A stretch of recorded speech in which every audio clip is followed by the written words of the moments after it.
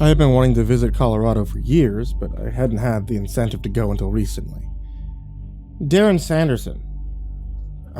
We met on Grindr about 2 months ago. Couldn't wait to finally see him in person. But after a lot of research, saving, and planning with Darren, my room was booked, my itinerary planned, everything was mapped out. I wanted to make it the best trip of my life. It was about an 8-hour drive from home.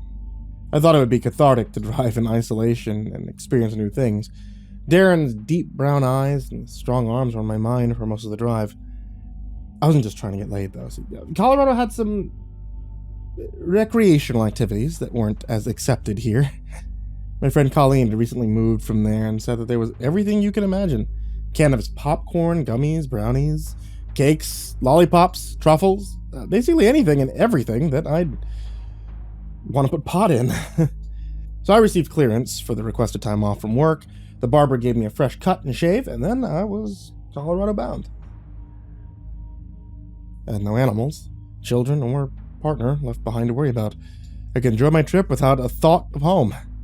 A true vacation, and just me, the open road, and all the state had to offer. The land was breathtaking. I'd seen so many natural wonders that I otherwise wouldn't have. And for a while, I was anxious about the solitary venture. After I'd completed the majority of the drive, though, I was thankful for my decision. The time alone in the open air on I-70 was just what I needed. The windows were as far down as they could stand. The air here was freezing on a level that I simply wasn't used to. The frigid winds bit my face with purpose. They felt the warmth of my blood and were prepared to wage war. I was no match. As Good Vibrations finished the last note of its song, I reached my destination. The timing was perfect, as if the Beach Boys were foreshadowing a life-changing experience. Darren ended up being a total dud. He gave me the "what's up, bro?" in front of his neighbors. His house was an ungodly mess, and he actually jumped the first time I put my hand on his leg. So there was no chance at survival for a second date. I was done, and I had to get out of there. But so many edibles were sampled, sites were explored, new strains were bought for later exploration, and deep mind trips were indulged in. After visiting most of the dispensaries I'd researched, conquering the restaurants that had the best reviews, I was ready to head home. Copper Mountain was barely visible on the horizon. From what I could see, I was instantly in love. The scene behind it was a swirling collaboration of pinks and orange as the sun began to ascend into the sky. The impatience had begun to fester inside me. It was right there in my line of sight, yet so far away. In retrospect, it felt like I'd been approaching the mountain for hours. Holding my thumb and forefinger up to gauge how close I was. Before long, the space was too wide to measure with my hand. Relief washed over me like a cool rain. Copper Mountain was enormous. A slight feeling of insignificance started to set in. It was futile to not feel impossibly small in the face of the mountain, in a way that I couldn't truly fathom. I didn't know before I left. But I needed a taste of the bigger picture to remind me of what was really important. One day, I'm a little boy playing with trains and watching cartoons, and then before I knew it, I was 42. Several events happened in between. Over the years, the memories were pushed over the precipice of my recollection, like one of the quarter machines at an arcade, each coin an old, dusty memory falling over the edges of my recollection. I feared that if I didn't stop to reflect, it would all pass me by. I pulled over, turned the car off, opened the music app up on my phone.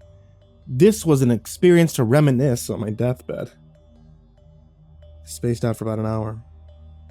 Following my plan like a personal Bible, I started the first song on my Mountainside playlist, Welcome to the Machine by Pink Floyd. My eyes closed and I rested my head back in the seat.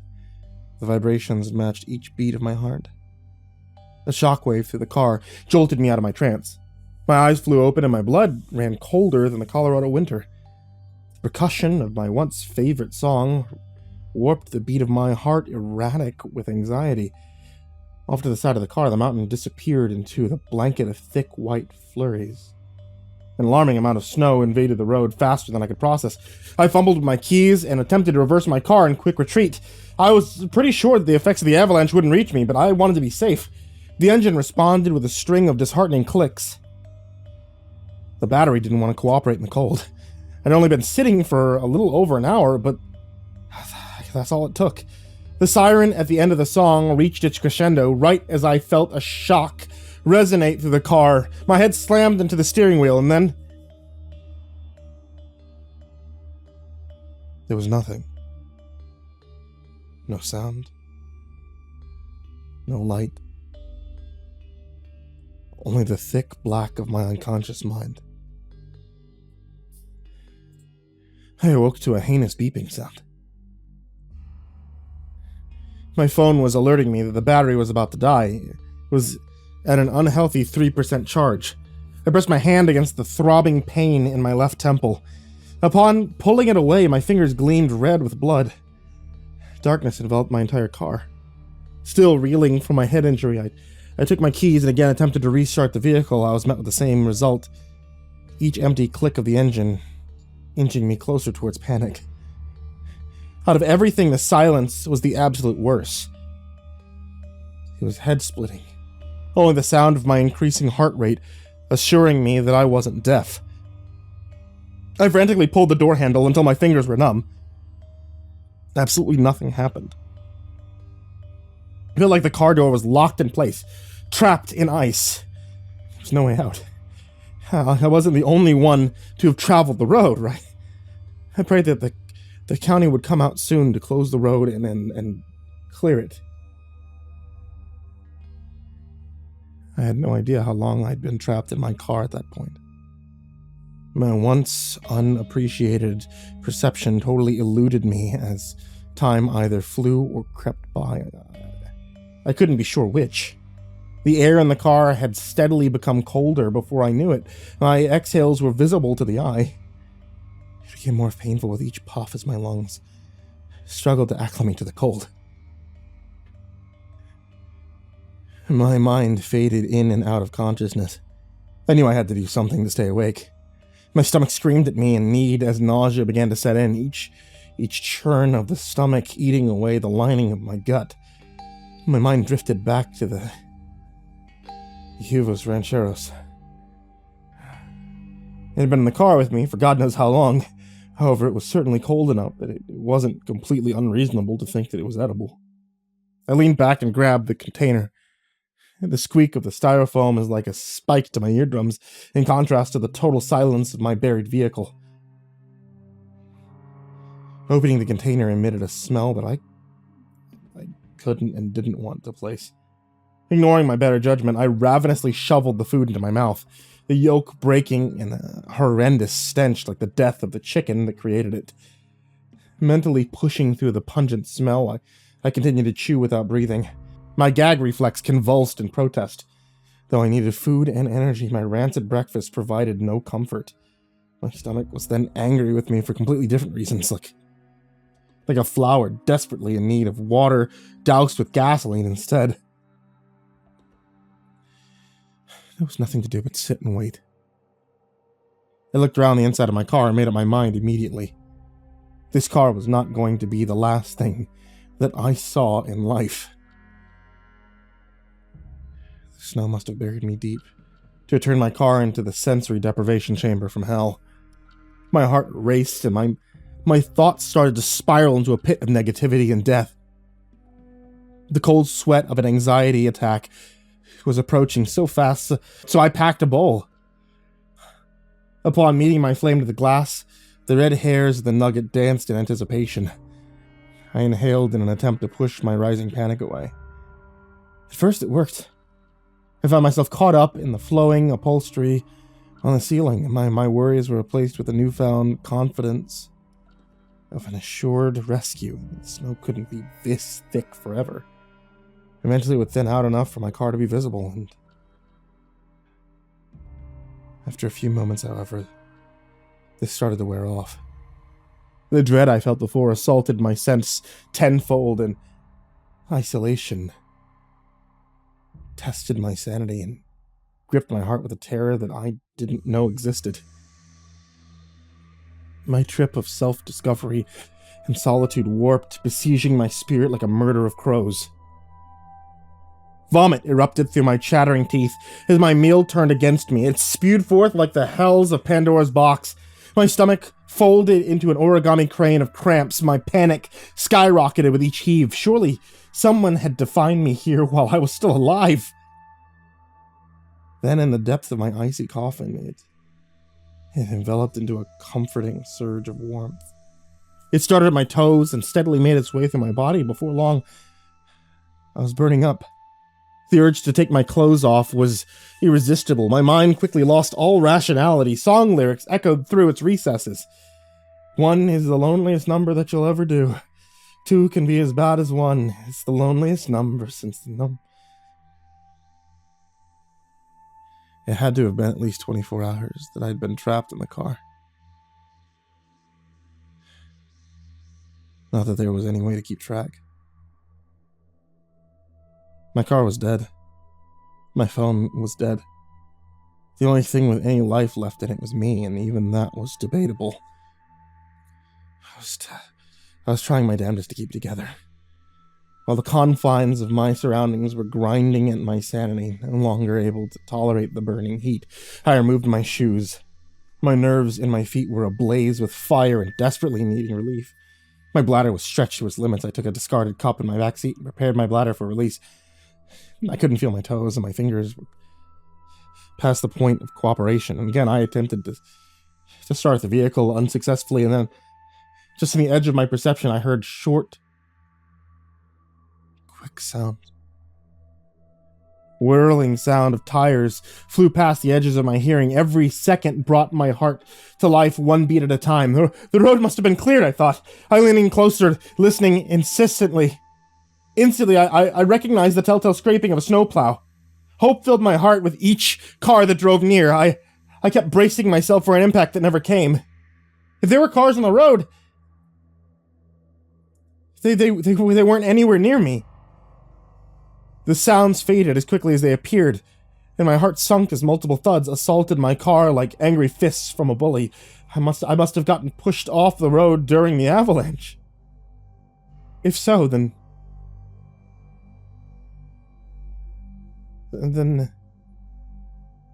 this would most definitely be the last thing my eyes saw before I died. I couldn't think of anything to do but sit and hope that the snow melted enough soon for my car to be visible. I mean, no, that couldn't be how it ended. I needed to think. I had my typical idea. The zipper of my backpack was an agonizing roar in comparison to the silence of my tomb, no matter how slowly I pulled.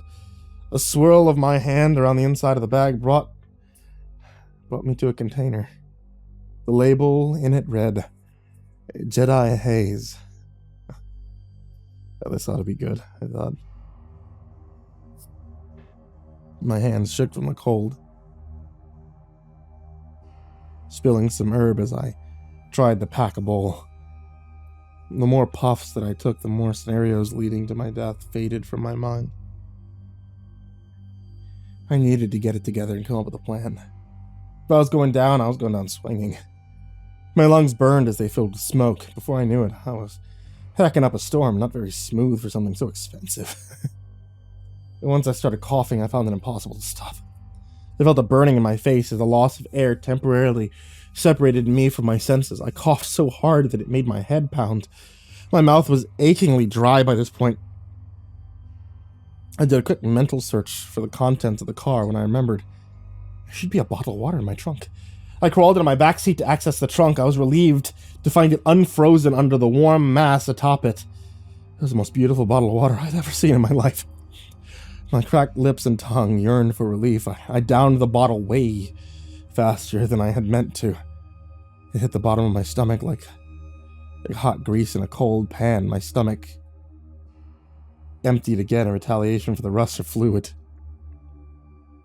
It was between heaves that I noticed something else about my situation. The air seemed to be becoming thicker and thicker inside my car, my breathing becoming shallower by the minute.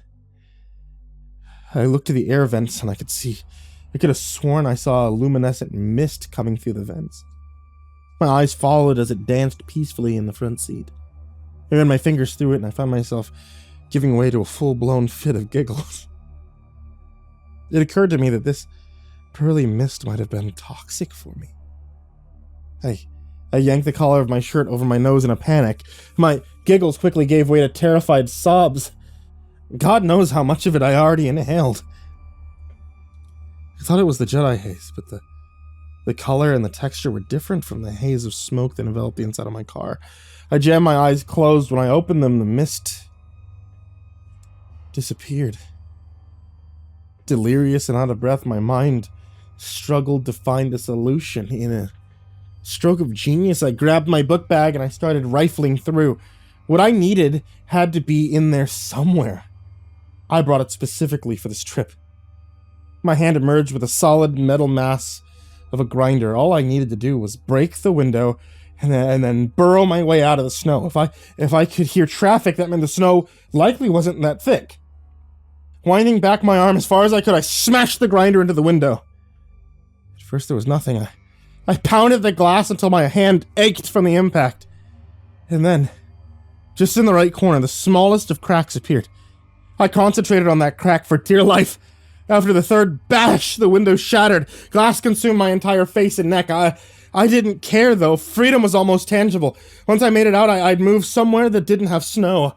Thoughts of tropical winters and warm sunsets filled my mind as I struggled to brush the glass off myself. Besides several shallow cuts to my fingertips, I was pretty much unscathed, and all I needed to do now was crawl through the snow. It was becoming more difficult to get a clear breath of air. Unwanted black, writhing lines enveloped my vision and made it feel like everything was tilted sideways. The car became smaller with every increasing breath difficult. The smoke was too much. The stagnant air of living in my car for who knows how long was too much. The smell of so much piss and vomit, it was all too much.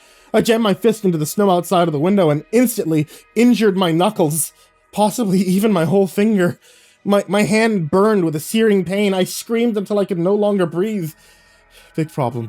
There was no snow, only ice. Tears of hopelessness cascaded down my face. My hands flew randomly around the floorboards of my car, instantly causing further injury to my already battered fingers. Not that I could feel it now. The socks I discarded earlier were covered in bits of glass or ice. At this point, it didn't seem to make much difference. Both were freezing cold and razor sharp. For protection, I wrapped my hands in my socks and I resumed my attack on the window with my grinder. Maybe the layer of ice was thin and all I had to do was break away the first layer. It wasn't. My arms were numb, my muscles weighed down from exertion. I had to keep going, just long enough to make it out. My head was incredibly fuzzy and I began to feel a burning sensation. It was a suffocating heat that consumed my body with every labored breath. I felt a hint of air on my face and almost wept with joy. The ice was stained crimson. I couldn't bear to think about the state of my hands. I knew that looking would surely create a panic, one that might use up the rest of my crucial oxygen. There was still slight wisps of air coming through, so I had to have been getting close. I blindly hacked at the ice, my muscles renewed with hopeful vigor. Something hit the ground by my feet. With great trepidation, I leaned down to retrieve what had fallen. My biggest fear was that the grinder was broken. My scream strangled the silence I had almost become accustomed to. After reviewing it, I knew that my attempts at escape were over. Every scream dulled the already dark colors of my surroundings. My ears rang until they bled. I couldn't breathe. The air that was robbed from my very existence. As I slipped into a void. My eyes fluttered open and then closed again. I was in a blindingly bright room. The lights were killing my head. It looked like a hospital. My heart dropped a little when I saw that my room was empty. Though I didn't know why I should have expected anything different. I was happy to be out of that damn car.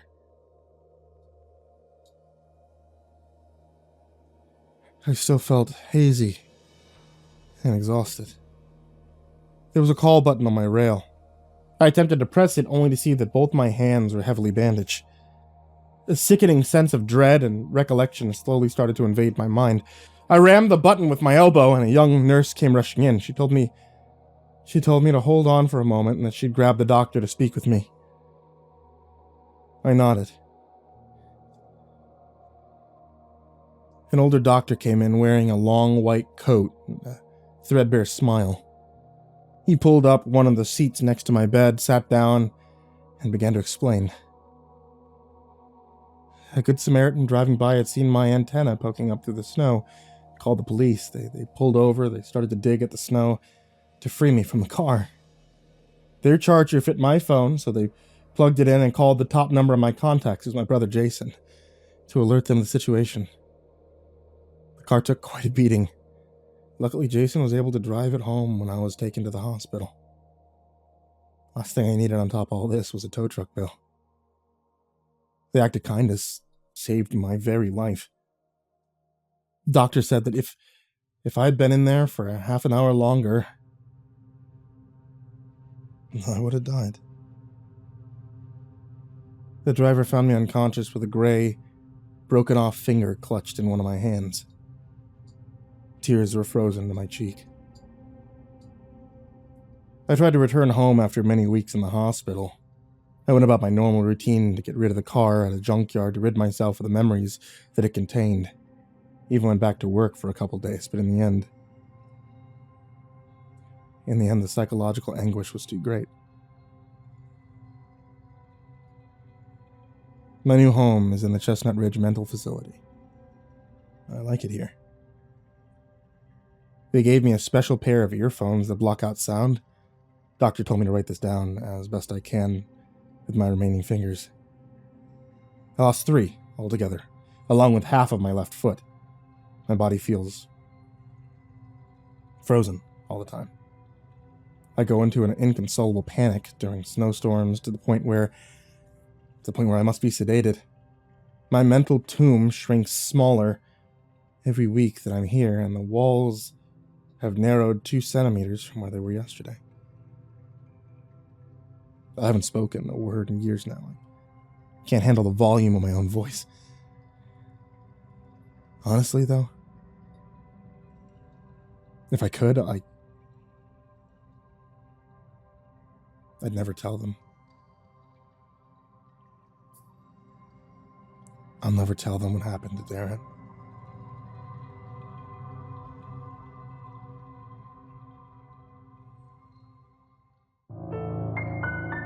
When I first started sleepwalking, my wife mostly found it funny.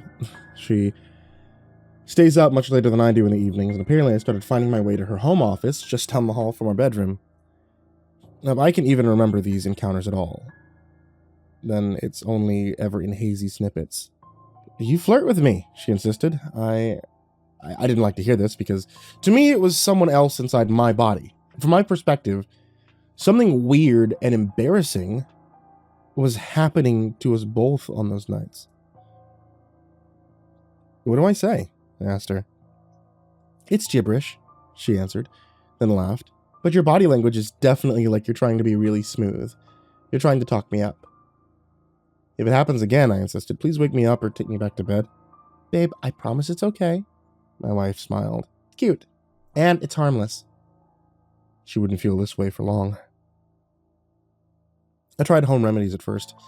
I maintained good sleep hygiene and abstained from alcohol, and nothing worked, though, and so I became frustrated. It got bad enough that I started using the terry cloth sash from my bathrobe to tie myself to our bed frame. I mean, it sounds silly, but it worked. At least for a while. I double knot the sash around my right ankle. The other end was wrapped securely around the leg of the metal bedpost. Now, if I tried to leave the mattress, I'd have to carefully undo the knots to free myself. That was fine, because I'd wake up as my brain struggled to find the knot's weak point. Things became disturbing when my sleepwalking body discovered a new way to get free. I can only remember the end of the event. My wife's fearful face broke through the reverie. I felt a sense of deep shame, and that's what woke me up. She said I was trying to flirt with her again. But this time I was carrying scissors in my hand. I cornered her in her office, and she could do nothing but pray. I decided to leave her alone. I didn't seem aware I was carrying them. When her fearful expression stirred me awake, we returned to the bedroom, and it became clear what had happened. You rolled out of bed onto the floor, my wife whispered with some astonishment. You were still connected by your ankle. She pointed at the severed robe sash trailing from the bed frame's leg. You must have reached into the sewing dresser, searched through it, and found scissors to cut yourself free. Indeed. And on my ankle remained the other knotted half of the robe sash. My wife and I talked earnestly about our concerns the next day. I hate that I do it, I told her. Can you please just shake me awake as soon as I bother you? You were carrying scissors, she exclaimed. Anything might have happened. Haven't you heard about never trying to wake a sleepwalker? I mean, what if you became violent? I know, I said. I felt intensely guilty. I've heard that before, too. But look, I woke up randomly last night and nothing bad happened.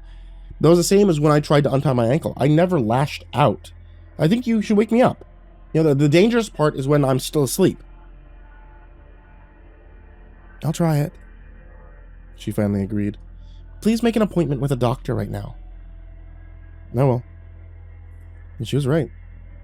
The home remedies clearly weren't enough. I made an appointment with a sleep clinic for the soonest possible date. It was 2 weeks away. We moved all sharp objects out of reach from the bed, and I bought a new piece of fabric to restrain my ankle, as we'd done before. I hoped it would be enough until my appointment arrived. The worst part of sleepwalking is that I genuinely don't remember anything until my mind started to awaken. And sometimes this occurs in response to a stimulus, and sometimes it doesn't happen at all. Each episode usually results in a vague but humiliating memory of my wife either laughing at me or looking very afraid. And sometimes I don't remember anything at all. My only clue is when someone tells me, or I notice something's changed. On the night before my sleep clinic appointment, I woke up feeling completely normal and with no new memories. Abruptly, I realized I'd gone to bed in pajamas, but was now wearing only underwear. When I inspected my body, I found several deep bruises on my arm. There was also a bad friction burn on my ankle. Something serious just happened. It was early on Sunday morning, so I sat alone and worried while I waited for my wife to wake up naturally. I didn't want to disturb her rest any more than I already had. I felt an awful sort of trepidation. I badly want to ask what happened, but I'm also dreadfully afraid to actually know it. When my wife finally awoke, she seemed very strangely shy. She wasn't angry, but she also didn't want to talk to me at all. Please, honey, I implored her. I need to know. Was it worse than usual? How did I get my ankle free from the bed? You don't remember anything? She asked tentatively. There was real fear in her eyes now, and I hated myself for giving her that feeling. Usually, you remember how it ends. I'm so sorry. I felt tears welling up in my eyes. I didn't even know anything happened until I realized my pajamas were gone. Well, if you really don't remember that, I don't want to talk about it at all. Let's just both forget it entirely. She wouldn't budge, and the tension between us lasted all day. I'm just glad you're going to the clinic tomorrow. That was the only thing my wife would say to me. She'd repeat it whenever I tried to engage her. It was an overnight stay at the sleep clinic. They prepared a cozy and safely furnished bedroom from which to monitor me. In addition to tracking my vitals, there would also be a video recording for us to review in the morning. Behind a one-way mirror, a sole technician would watch to ensure that I didn't hurt myself or do anything dangerous. I awoke the next morning with only one faint new memory. I remember standing in front of the one-way mirror and tracking the dim shape of a person behind the glass with my eyes. The technician confirmed I watched him carefully and shifted my gaze whenever he moved. My memory of that only lasted a few seconds, but the video showed there was much more to it. The footage showed everything. I sat up in bed around midnight, but then I worked dutifully at the knot around my ankle. It sometimes takes me about 45 seconds to untie myself when I'm already awake. But that night, I stared and worked blindly at it for more than 30 minutes. With patient random tugs at the outside of the knot, I set myself free. Now standing, I walked directly to the one-way mirror. I got close enough that I could nearly press my nose against it. And that's when I started tracking the technician with my eyes, as the faint shadow of his body moved behind the tinted glass. I stood and stared for 3.5 hours, then returned to bed. I only spoke at the end. Just before I swayed to turn my body on the technician, I spoke a few lines of gibberish, and after that I started humming loudly. The tune was Just the Two of Us, that old song from the 80s. The camera caught my face twisting itself into a very sinister smile as I did so. As I lowered myself back into the bed, I called out loudly, "Just so lucky I can't get you." What the fuck? I'd never threatened anyone in my life. I'm terrible at even pretending to be intimidating when I'm awake. Now I'm staring down strangers and meditating on how they've been left alone with me? Why would I say that my forced isolation was lucky for the technician? What the hell was I planning? The doctors wrote me a prescription that really helped. And I honestly thought that was the end of my story. I took one pill at the end of each evening. They never failed to put me into a deep and uneventful sleep. There were no more weird nights or awkward discoveries in the morning. My wife even started to trust me the way that she used to. She'd laugh and grin when we talked again. It was such a relief. We'd had a rough patch, but now it seemed to be behind us. "Maybe we should crack a few beers, huh?" my wife told me as we sat down to dinner last night. "Or we could open a bottle of wine." Her friendly smile made my heart feel safe. More sleepwalking means we can enjoy a few drinks together again. My wife shot me a playful look and grabbed the corkscrew. It was true. I'd missed drinking a bit. I agreed, and we drank and we laughed while eating our meal, and it was a lovely evening. But my tolerance for alcohol was low. I'd accidentally gotten myself drunk by the end of the night. Around 10 p.m., I collapsed onto our bed, completely forgetting to take my pill and to tie my ankle to the bed frame. I awoke this morning with no new memories. The only clues that I'd been sleepwalking were the things that had changed. My wife isn't in bed beside me. I searched my mind, but find absolutely no clues. Last night was a perfect blackout. Looking down, I could see the crimson fingernail scratches all over my arms and chest. I touch my face and I find more deep abrasions there too. My neck is bleeding slightly and there's an aching tenderness in my right eye. I must have been struck hard in the face at least once. Someone was struggling to make me let go of them, and that struggle seems to have lasted for a long while before it ended. It's 7 a.m. and my wife isn't asleep in bed next to me. In the back of my head is a feeling I can almost taste in my mouth. A sour flood of terror and shame runs a circuit through my whole body. I realize that whatever I did is already done. There's no stopping it. There's no taking it back. The awful sort of trepidation returns. I'm going to ask what happened, but I also dreadfully afraid to actually know. The only words I can think of now are, "Oh God, what did I do?" This time, though, I think I can guess. I shouted her name several times, loud enough that anyone in the house should be able to hear it. I'm too paralyzed by fear to open the door and leave the bedroom. Every second before the terrible answer becomes one more second of blissful ignorance. Please, God, tell me I'm still dreaming.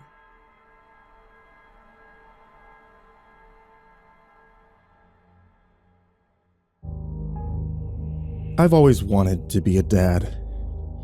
And thinking back on it, it's all I've ever wanted out of life, really. Not to say that I was one of those little boys who constantly carried around a baby doll or dressed their cat up in doll clothes. I mean, it was the idea of the thing. That two people can have so much love for each other that they can't contain it, and it spills out and into another little life. Perfect composition and representation of both parents. That to me, at a very young age, was a beautiful and miraculous thing. And things most likely would have turned out that way if I was into women. Even so, somehow, by luck, good planning, or just plain old fate, I was able to be the exception to the modern rule. I met a man who wanted all the same things out of life that I do. I fell deeply in love, and we became happily married. My husband Dan and I tried for years to have children. There was a few heartbreaking periods of buying baby clothes that never got used due to adoption that didn't pan out. However, in 3 years' time, we were blessed enough to find a surrogate that was a good ways pregnant with a baby, a boy. She was a hardened, mysterious woman who seemed desperately down on her luck, named Marlene. The doctor said they could tell he's a character, even from the sonograms. His little mouth was always moving. That one's gonna be a talker, Marlene told us. Our little man. We were so happy, thankful. All was right in our little world. Nolan was born without a problem. A whole 8 pounds, 7 ounces, screaming for his papa. Okay, he had a tongue tie that made his cries produce a pa sound, but still, I knew that he knew what he was saying, and he loved me. I loved him instantly. His first years were so fun. First steps, words, and there never seemed to be an end to those, as predicted. His endless Hot Wheel car collection, figuring out favorite foods and colors together. He liked orange best. Everything was what Dan and I had wanted out of our parenthood. The good, and we did get very tired. And all new parents do. Sleep be damned, though. Once I saw those eyes, and besides, Dan worked real hard so that I could stay home with our little one. I loved every second that I got to have with him, and if need be, I could nap where he did. We were so fulfilled that in 4 years, we found ourselves expecting another baby boy. This time, through the adoption process. I just knew that Nolan would be a good big brother. He'd have a little friend forever. Of course, I was right, too. I mean, I knew my boy. He was a wonderful brother. We constantly had to tell him to stop peeking and leaning over the crib so the baby could sleep. He loved to make faces at him and make him laugh. Just want to see him, Papa. He's so cute. The cutest I've ever seen. Having 2 boys was wonderful. I couldn't believe how much time I got taken away from Nolan. Mine, Nolan. Our first son, the carbon copy of my good traits with the attitude to match. I could tell even though he was 4, he noticed it. He took it in stride, though, never getting angry or frustrated with his brother for being an attention sponge. It's important to spend quality, independent time with your children. They always need you, so I decided to amp up our alone time. Go out on Nolan and Papa trips and leave the baby with Daddy. Dan is just a terrific father. The best I've seen in my life, apart from my own grandfather. I knew any and all time spent between the baby and Dad would only be beneficial to both parties. And of course, then I'd get Nolan time. It was this thought process that led us to the flea market one Saturday morning. Nolan's favorite place. He loved going places with me. He'd always make me get fresh pork rinds, even though we both knew they were too spicy for him. He'd lick the dust off and then hold the piece out and pinched fingers as if it was a dirty banana peel. Too spicy, Papa. Don't like it. He said every time, like clockwork. The regular pork rind exchange was taking place as we passed by a new stall.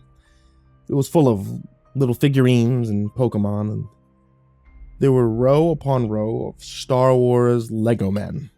Any person you could think of, they have a character for.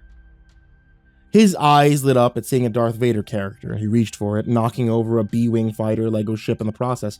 It broke into pieces as soon as it hit the concrete floor. The stall owner was in a deep conversation with the customer, but shot me a death glare that compelled me to instantly bend down to clean up the mess my little guy made. People are serious about their Star Wars. I picked up the last few pieces and put them on the table. I mouthed, "So sorry," to the owner and gestured that I had put all the pieces on a pile to the left of the table.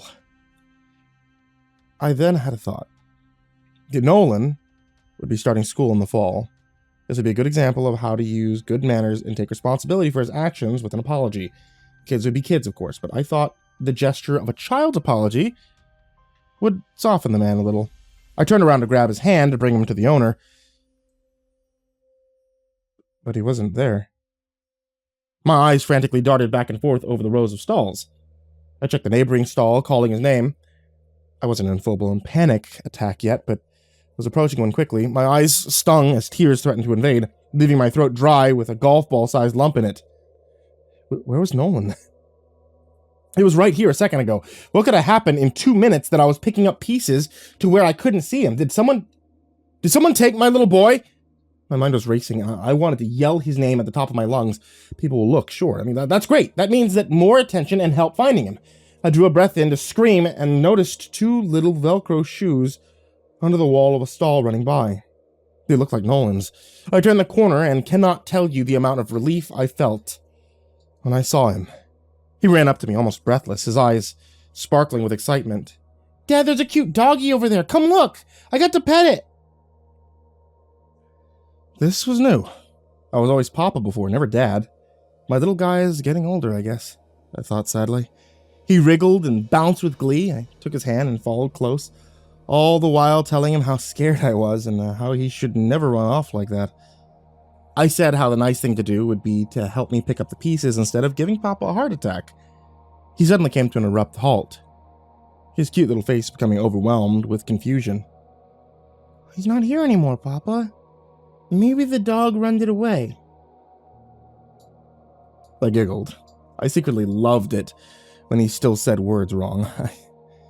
I'm so happy that he was okay that I would have given him a puppy myself right then and there if he came across a pet stall. Luckily for my husband, there wasn't one, so I didn't. Besides, I didn't think a surprise new puppy would go over real well with the new baby and all anyway. Dan eventually would have understood, though. Dan was a very understanding person. I arrived home safely. I got him settled and changed for dinner. I was emptying noodles into the boiling water when he ran into the kitchen. "Papa, I'm so hungry. I need dinner. What's that?" I told him that it was his favorite, macaroni and cheese. He turned his perfect nose up and said, "No, what are you cooking for you and Daddy?" He knew that I always made 2 different meals a night, one for him and one for Dan and myself. Nolan normally hated any meat that wasn't a nugget for him. Chicken fried steak. "Now, back up, I don't want you to get splattered," I chided gently, but sternly to let him know that I meant business. He sniffed the air heavily before doing what I asked him to do. "Papa, that smells good. I want the chicken," he said, with big eyes still on the stovetop. Again, giggling, I said, "Hungry bun, that's beef, not chicken. It's just fried like chicken, and I don't know, you hate meat. Every time you say you want to try something that contains meat, it ends badly." I give Dan a "what do you want me to do here" look. He smiled and fixed him a plate of the steak, cut up into tiny Nolan-approved size pieces. "See, John, no big deal," Dan said calmly as he took my hand. I held my breath as I waited for him to finish the first bite. He loved it. The plate was empty in a flash, and he was immediately at the stove to see how much was left.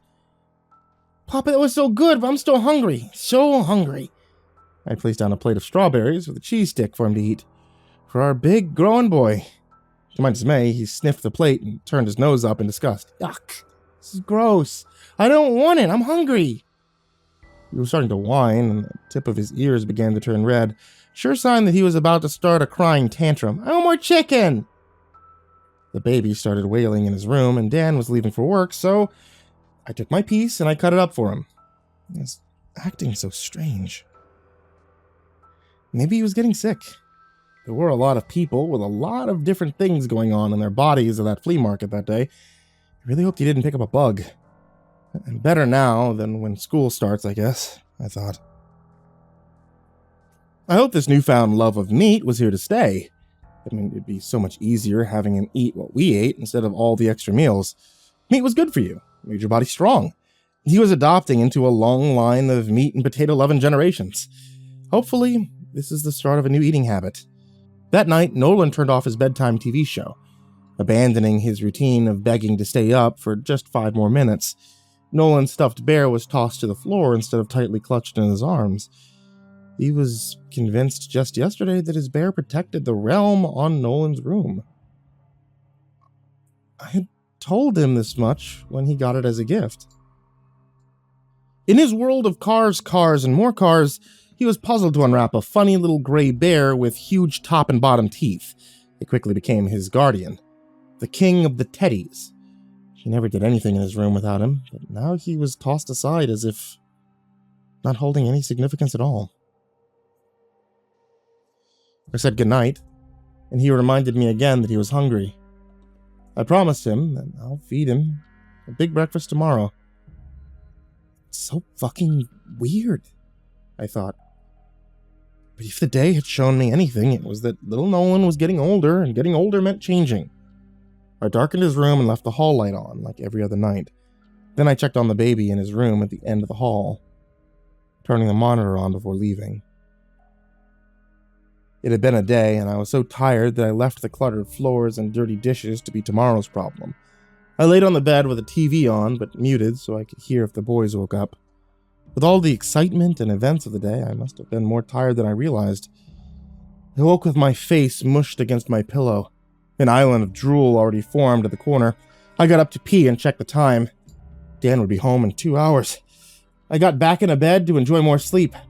A warm groove already in place from my previous nap. I rolled over and indulgently closed my eyes. I was just about asleep when I heard a squelching sound. Couldn't quite place it, but it was coming from what appeared to be the monitor. I grunted and got myself back out of my comfy groove in the bed. I needed to check to see that the baby was still okay. He was probably kicking one of his tissue papery-sounding toys in his sleep. Nolan's room was right on the way to the baby's, so I poked my head in to check because I just couldn't resist seeing his peaceful sleeping face. He wasn't in bed. The bathroom light remained off and the door stood open. I knew he hadn't gotten up to use the bathroom. Tried to swallow my annoyance when I realized he must have been in the baby's room trying to play. The squelching sound grew louder the closer I got to his room. I approached, and soon enough, there was Nolan's little butt poking up as he stood on tiptoes bent over the crib. Such a wonderful big brother, always wanting to play. I was about to gently scold him and send him back to bed when he turned around and saw me standing there. There was something horribly wrong with his face. Looked dark, wet. There was a tinge of copper smell to the room, and before my mind accepted it,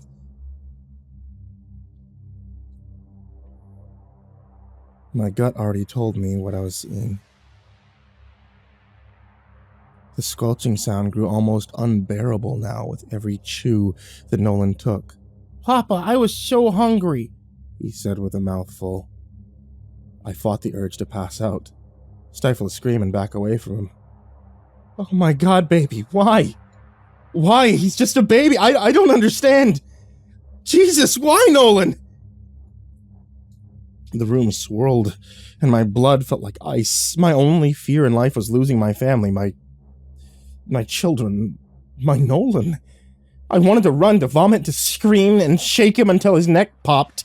How could this have happened? His brother's only 5 months old, my infant son, our little boy, who was just barely getting a taste for life yet. Nolan paused for a moment and smiled at me with a giggle. "I love you, Papa." And I regretfully realized that I could never resist that face. That little, wet, red, smiling face. He was a bloody mess, sinew hanging from his little teeth, and I didn't see that, though. I saw his first smile as a baby. I saw the way he looked up at me while giving me hugs. The joy on his face when he learned something new. He walked towards me, and I saw my little Nolan running on the beach, trying to keep up with the seagulls. There was only one thing I could think to do. I know now that the child I brought home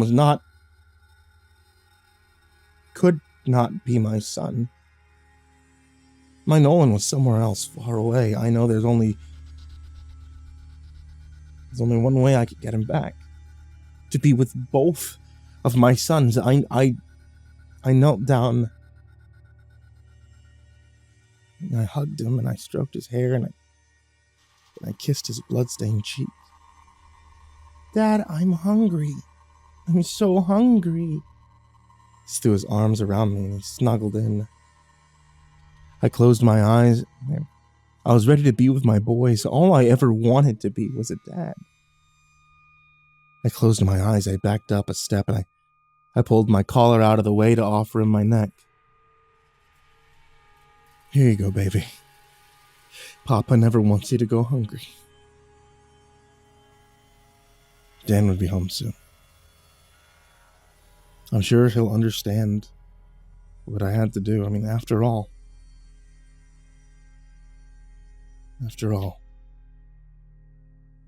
Dan was a very understanding person.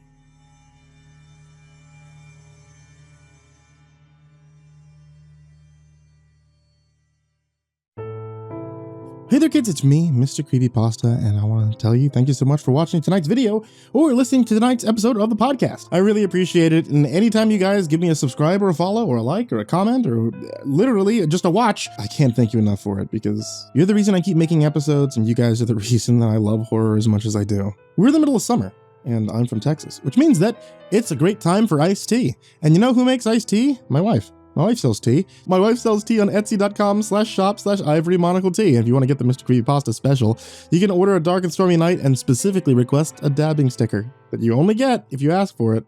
And as always, I want to give a very special thanks to all of my patrons at patreon.com/MrCreepyPasta, because you guys are the reasons I get to keep my lights on in the house and get wonderful little treats for my cats and everything like that. And also the reason why we keep getting special custom series just for the channel. So a special thanks to Jacob Shaffer, Jordan Alexander Sanchez, Bryon Arce, Ken Lando Higuchi, Bobby Karman, Tristain Pelton, Chase Burnett, Bardo Hawk 764, TheBananaMafia 1, Melancholy Corpse, Hollow Zero, Ferb, Harley, Billy Morrow, Birch, Sashi Sazaku, Kayden the Spooky Boy, MyBodySoundsLikeRiceKrispys, AshWood, Lord of the Weebs, Jay, Feyelocket, Miss Xandra, MrUnsettlingSpaghetti, Eurogore, Suji Campbell, Marco Takes Dabs 420, Stricken, Ozarine Fox, Robert White, Andres Garcia, Snails Brennan, Legit Quad Feed, James Bruce, Chris Lovins, Freddy Krueger, Tynan, Justin Johnson, Michael Scarborough, Infernal One, James Lowe, Lisa Cottrell, Caspian, Jordan Ells, Hades' Nephew, Tater Chip, Acid System, Prozac and Pancake Appreciation Society, Cryptic Nightmares, Someone You Love, Kiri the Sloth, Tommy Green, Sky Harbor, Caleb Dougal, Nina Smith, Nico Kyle, Rafael Rodriguez, The Ginger Bros, Aaron Stormcrow, Daniel Polson, Trace Miles, Corey Kenshin, and Peaceful Buddha. That's right, guys, at patreon.com/MrCreepyPasta, you could join this amazing list of people's names I mispronounce and the list of Patreons down there in the description. But of course, none of that is ever required. I just appreciate you guys subscribing and watching and honestly being here. So, to all of you, sweet dreams.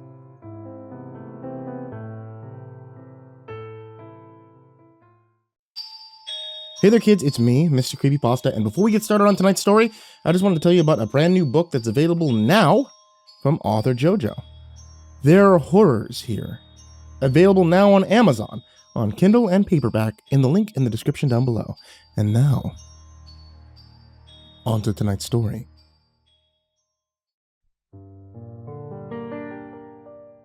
It used to be that all I could remember was the screaming, or what I thought was a chaotic wind. The sound was similar to how a harsh wind will rush through the crack of a nearly shut window. The kind that makes the branches of trees smack against the side of your house and brings rain pattering against your roof. I would hear that noise whenever I laid my head to rest as a child. It took so long to fall asleep, and the sound of torment invaded my mind. It wouldn't be until I grew older that the sound would stop haunting me, but never completely. There would still be quiet and lonely nights where I would hear the rushing once again.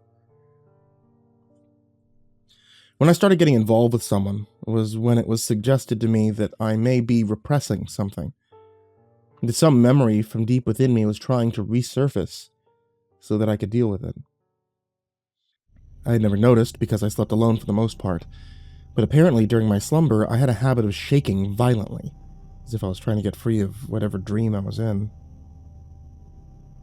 My fingers would grip the pillow until my knuckles turned white. If it weren't for the plush fabric, I'd tear into my own palms. It took me a while to be convinced to actually go see a professional about it. I'd been hearing the wind less, so I figured that at some point it would just go away altogether. Though after some prodigy from my parents, who sheepishly dodged my questions about it, I decided to give it a go. With my back against a leather couch in some stranger's office, I started trying to access memories that I had long forgotten. I remember the sensation of pulling breath into my lungs, feeling so surreal. My chest rising felt heavier than it ever had. Me and the therapist worked together to pinpoint when the trauma might have occurred. Like I said, I remembered hearing the wind as a child, so it had to have been when I was pretty young. My thumb tapped against my pointer finger as I closed my eyes and tried to pull visions from darkness. Slowly as we spoke, the wind returned. I listened to it closely, my therapist's voice mixed in with the bizarre chorus. I began to realize there were several voices all working in tandem to create the wind. Under the wind, I could hear music. It sounded distinctly like carnival music. The most generic, stock sound for carnivals that you could possibly conjure. I could see myself standing in front of a tall mirror. I remember wondering if it was one of those trick mirrors that would distort your figure, but no. No, it was just a tall, simple mirror. I remember standing in front of that mirror for a while. And suddenly I was back there. Back in the carnival as a kid. The mirror was part of admission. There was a line behind waiting for their turn to stand in front of the mirror, resting just before the carnival's entrance. After a minute or so, the ticket taker told me that I was free to enter, and I quickly ran over to my parents who were waiting for me. All three of us were going to see a show that was marketed as a carnival event, the likes of which you'll never forget. It's kind of ironic, huh? I walked through the crowd of people while holding my mother's hand. There were so many people, and I was so nervous, but she kept making sure to quell my fears by offering me quick smiles. We approached a tent as a kid. As a kid, the thing looked like a skyscraper. Top of the orange and red striped tent lifted high in the air. The tip looked like it was about to crash into the moon, or that it was holding it up. I remember the moon being so full, picturesque.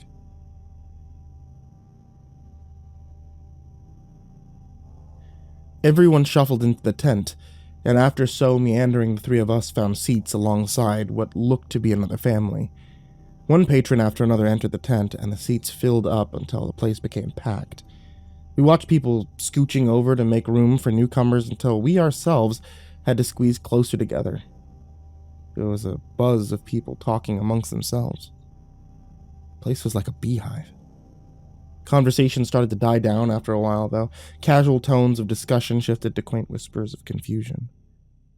We had been seated for 5 to 10 minutes, and yet no one had entered the ring in the middle to start the show. Perplexed, we all looked in silence, waiting for a ringmaster to appear, or anyone, for that matter.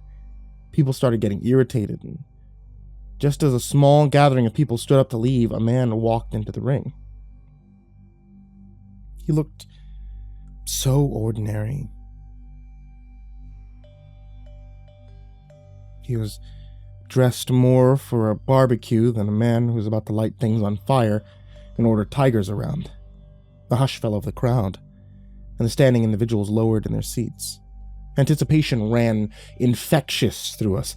The man outreached his hand and spread his fingers, revealing an empty palm to the audience. From a few seats away from us, I heard mutterings of concern. The man in the ring used his other hand to grip his pointer finger, and without warning, he pulled it back. It was a small snap that sounded like a wet towel hitting linoleum tiles. That expression of awe rang out from the audience as the man let go of his finger. It fell limp and dangled loosely as he gripped his middle finger and pulled back again. Someone seated near us shouted out, demanding to know what was going on. I turned to look at who was yelling. He was easy to pick out, standing amongst a crowd of seated people, all looking at him, all thinking the same thing. He looked exactly like the man in the ring, or maybe the man in the ring looked exactly like him. Even as a child, I could feel something was off. Sure, the adults had the same horrifying thought, as they likely put the pieces together faster than I could. Our attention was snapped back to the stage as a crack rang out, one so loud I thought my ears might pop. The light brown dirt that the ring had as its flooring had become stained and saturated with a spattering of red ooze. The man lay down on the ground, face first and unmoving, red still spilling from his forehead. His eyes, though, they were directed right at the man who was standing in the audience. The source of the crack became clear as a woman in a white dress stepped into the ring, her red lipstick pulled up into a smile. I could already see her, the woman in the crowd, wearing a white dress, striking red lipstick. Though unlike her ring counterpart, her lips portrayed a more concerned expression. The copycat in the ring turned the gun on herself, lifting the barrel to her head and pulling the trigger without hesitation. The woman in the audience had her hands held over her mouth as her copy just kept pulling the trigger. Booming sound after booming sound sent more and more trails of blood onto the dirt, spilling like an art piece. We were all astonished. Everyone likely thought it was staged until it was their doppelganger that stepped out into the ring. One after another.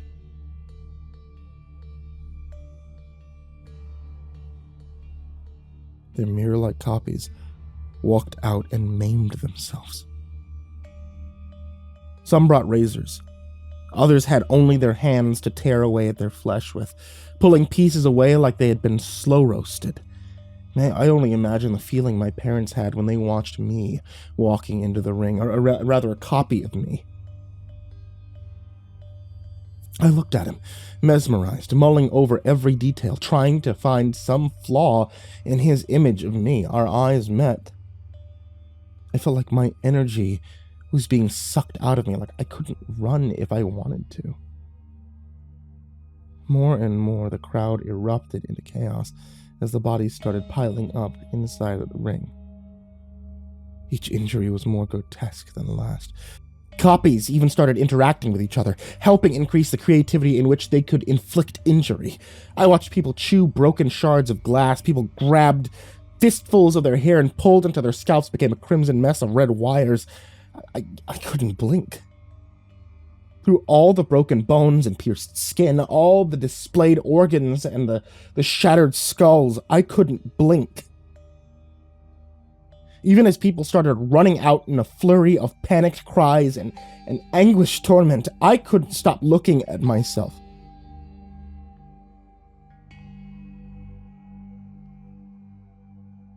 He just stared back at me as the chaos unfolded around him.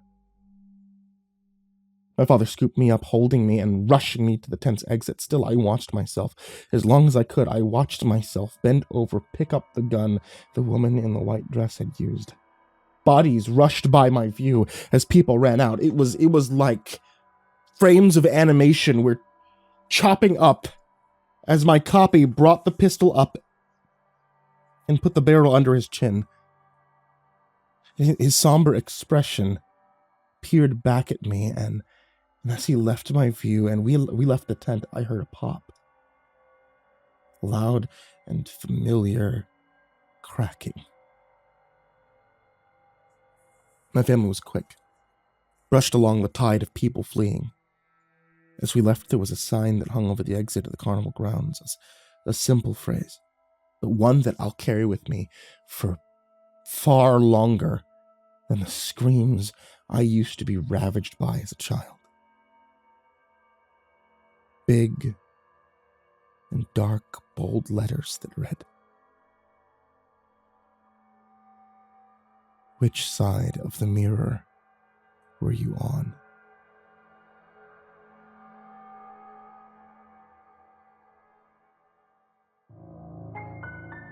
We adopted Charlotte shortly after we got married.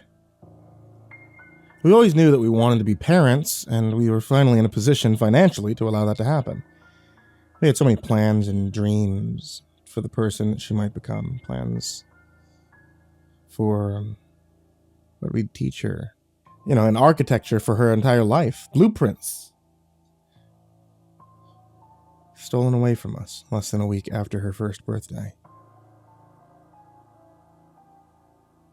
When she died, I think I watched part of you die also. Well, that might have been what I was seeing, because that's how I've been feeling too since it happened. For a very short time, we were fathers. Who are we now? We'd wanted to be parents for so long, and we both worked so hard to make that a reality, and in a moment, fate snatched that away from us. It's been 2 weeks, and we've both been absorbing the grief in different ways. Me crying in quiet rooms alone, going through photos on my phone, trying to make sense of the senseless, and you lost somewhere else.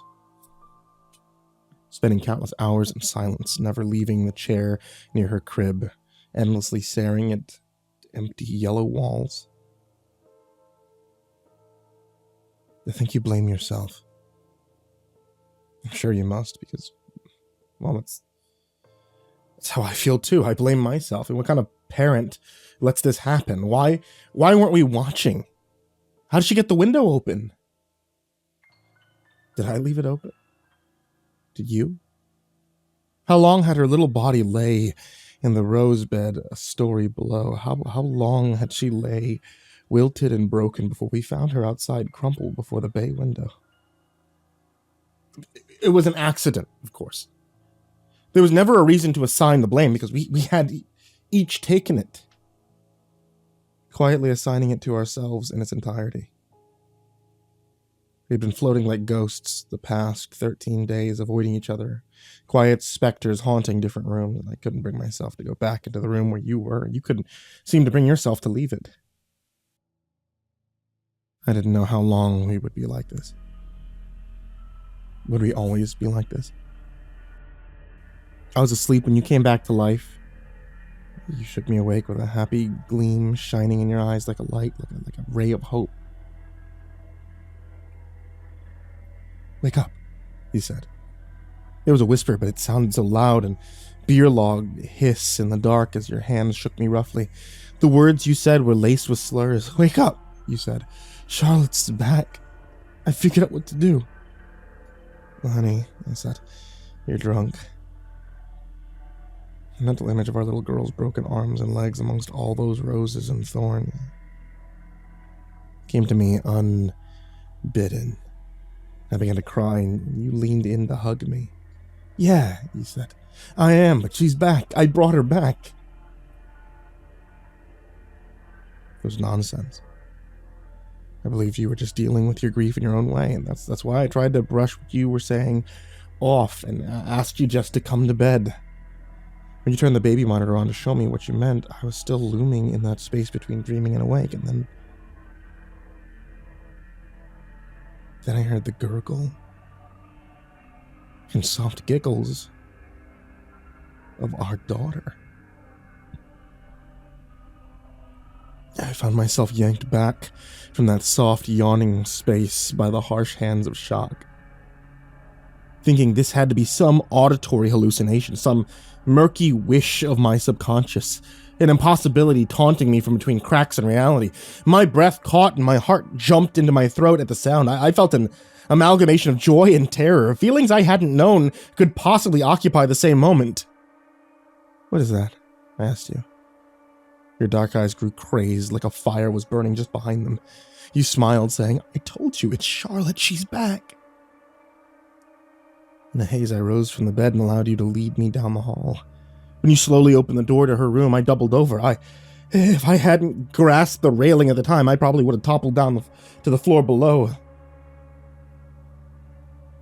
The smell was awful.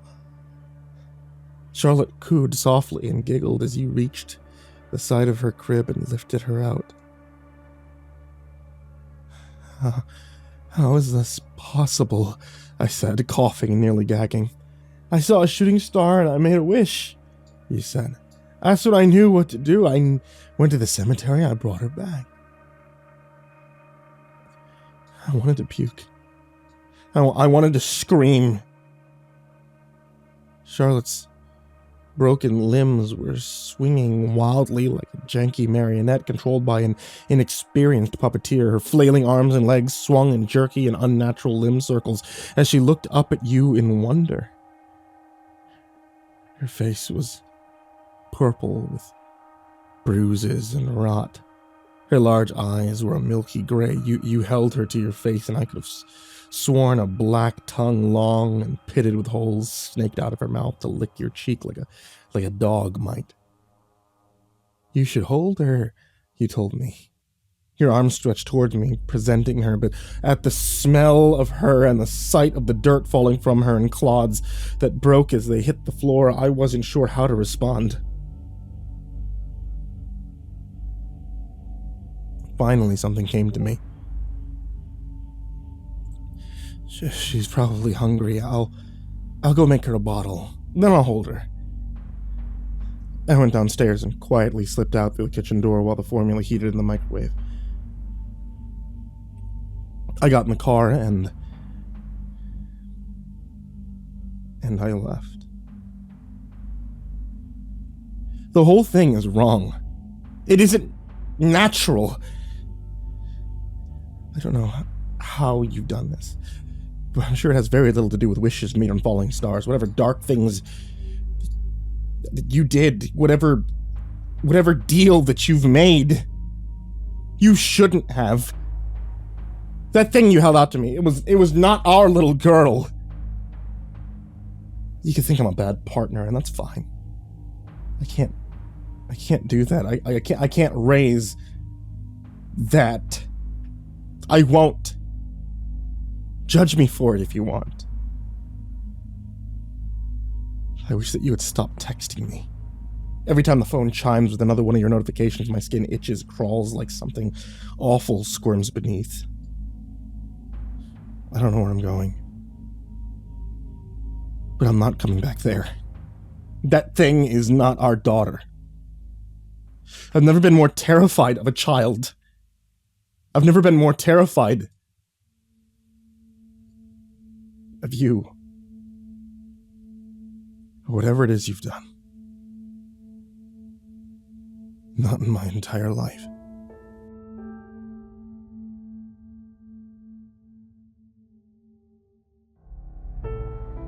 Another haul of garbage. Kimber is looking out the window, her mouth a deep line across her face, scowling. Warm yellow light kisses the shadows, our floodlight activated by sudden movement. By him. I refuse to look up from my book. Doing so will encourage her.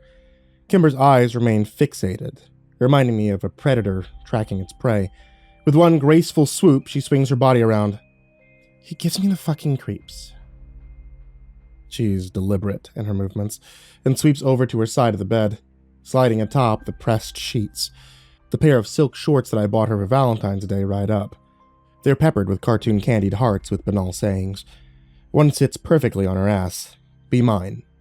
I touch the back of her milky thigh, pocked with goosebumps. She swats my hand away. You're not saying anything.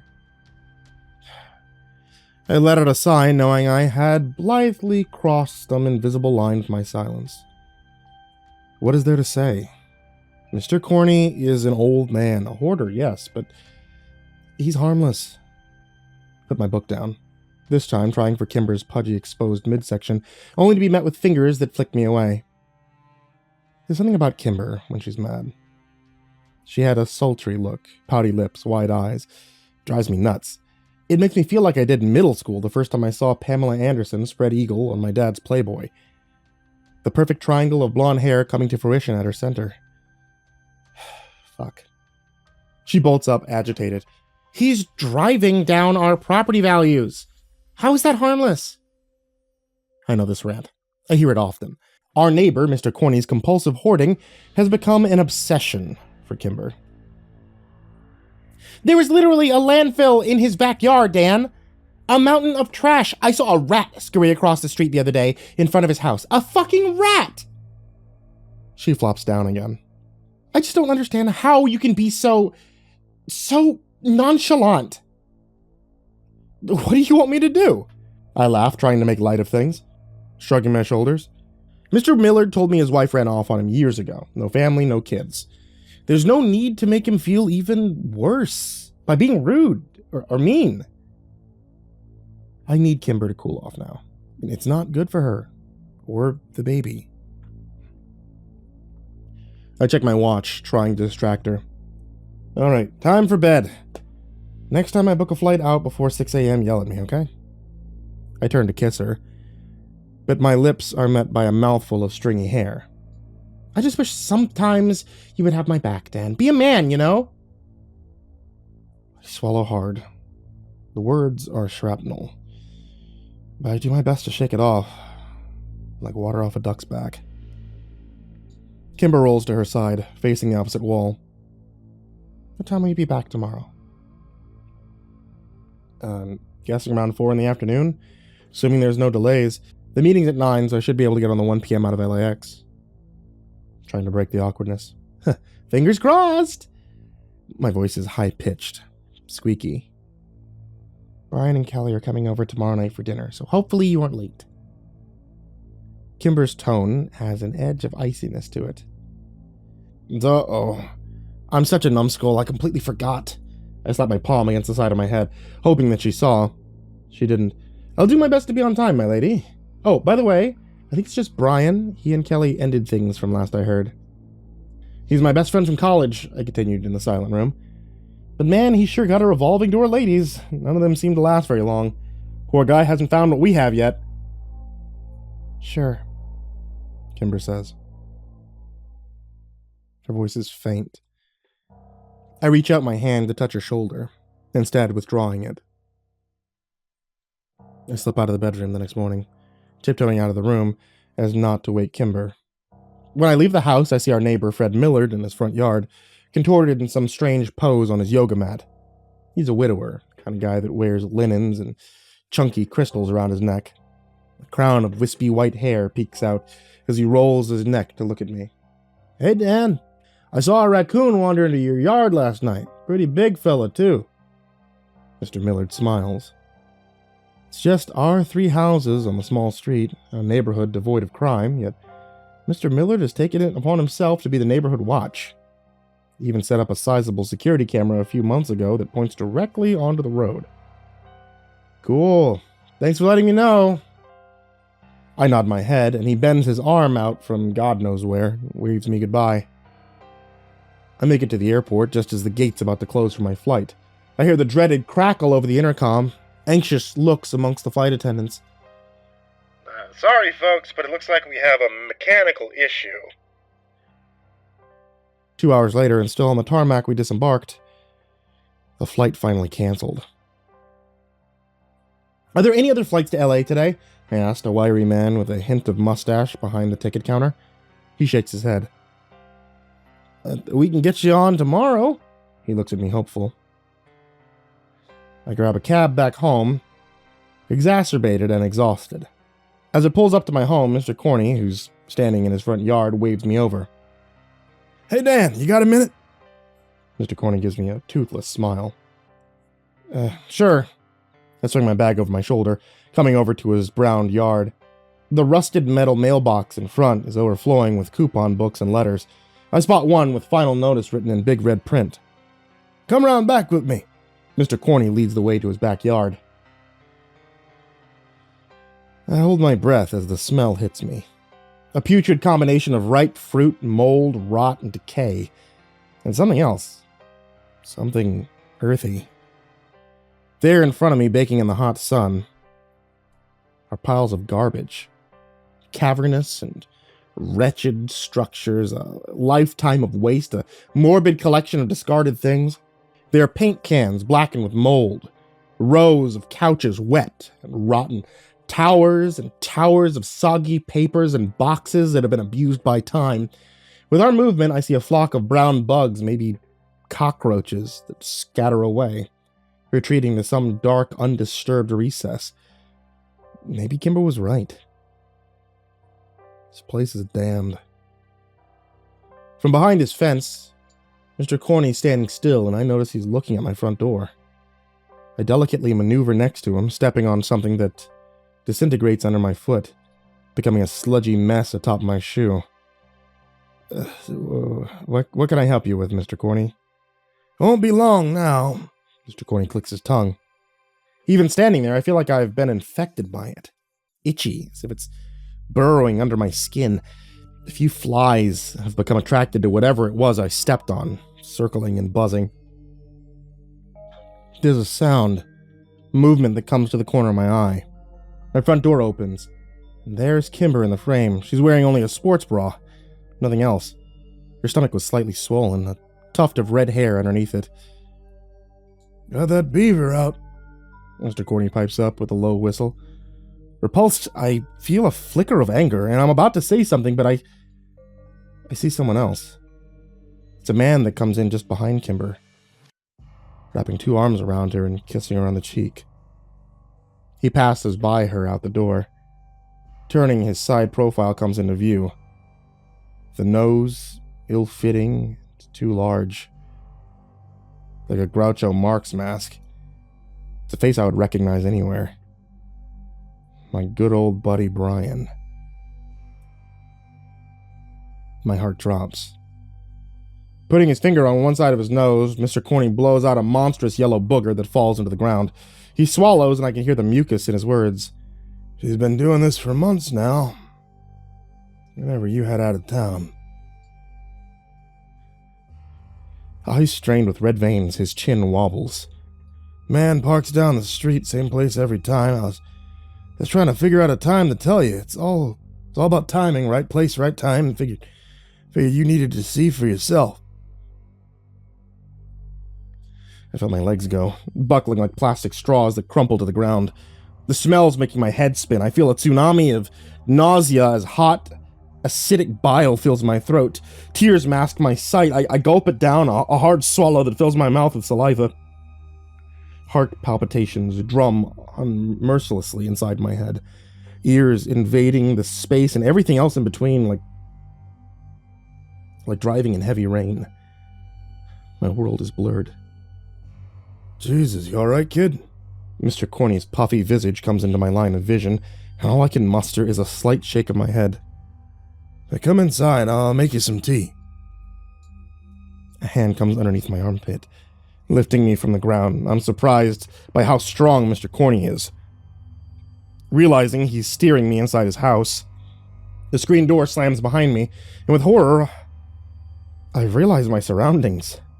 Black plastic garbage bags rise, stacked to the ceiling, a thin gossamer layer of dust covering every surface like fresh snowfall. The walls that I can see are grayed, spongy, and, to my amazement, moving. I take a step forward, inspecting the swelling gashes, and squirming and ripe with life, thousands, if not millions of insects marching in terrible unison. I stand still, not wanting to touch anything.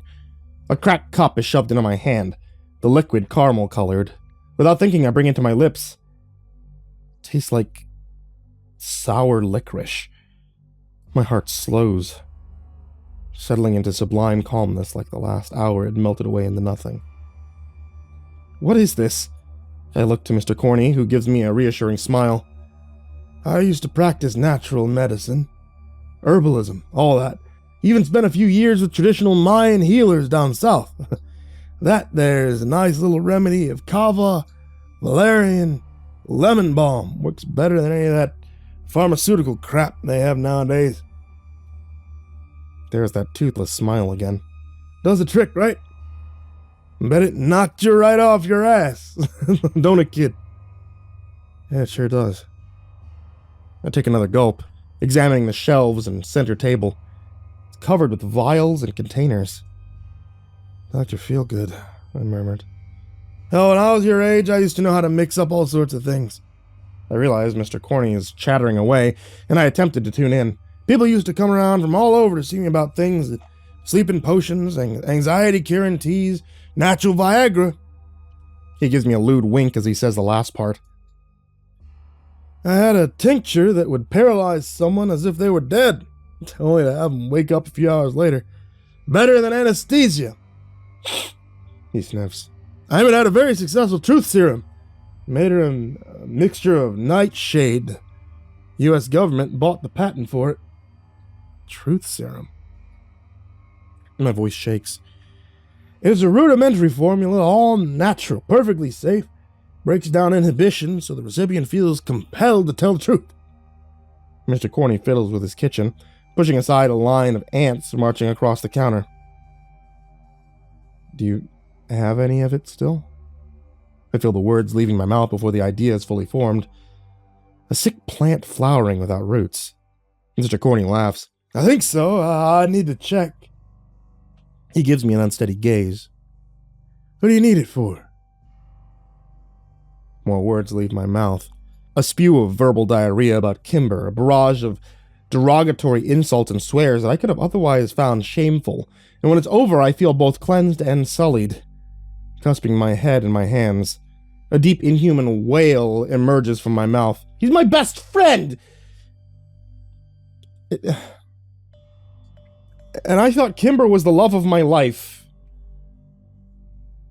I need to know why they did it. I turn my head. Mr. Corny stares at me, his brow furrowed.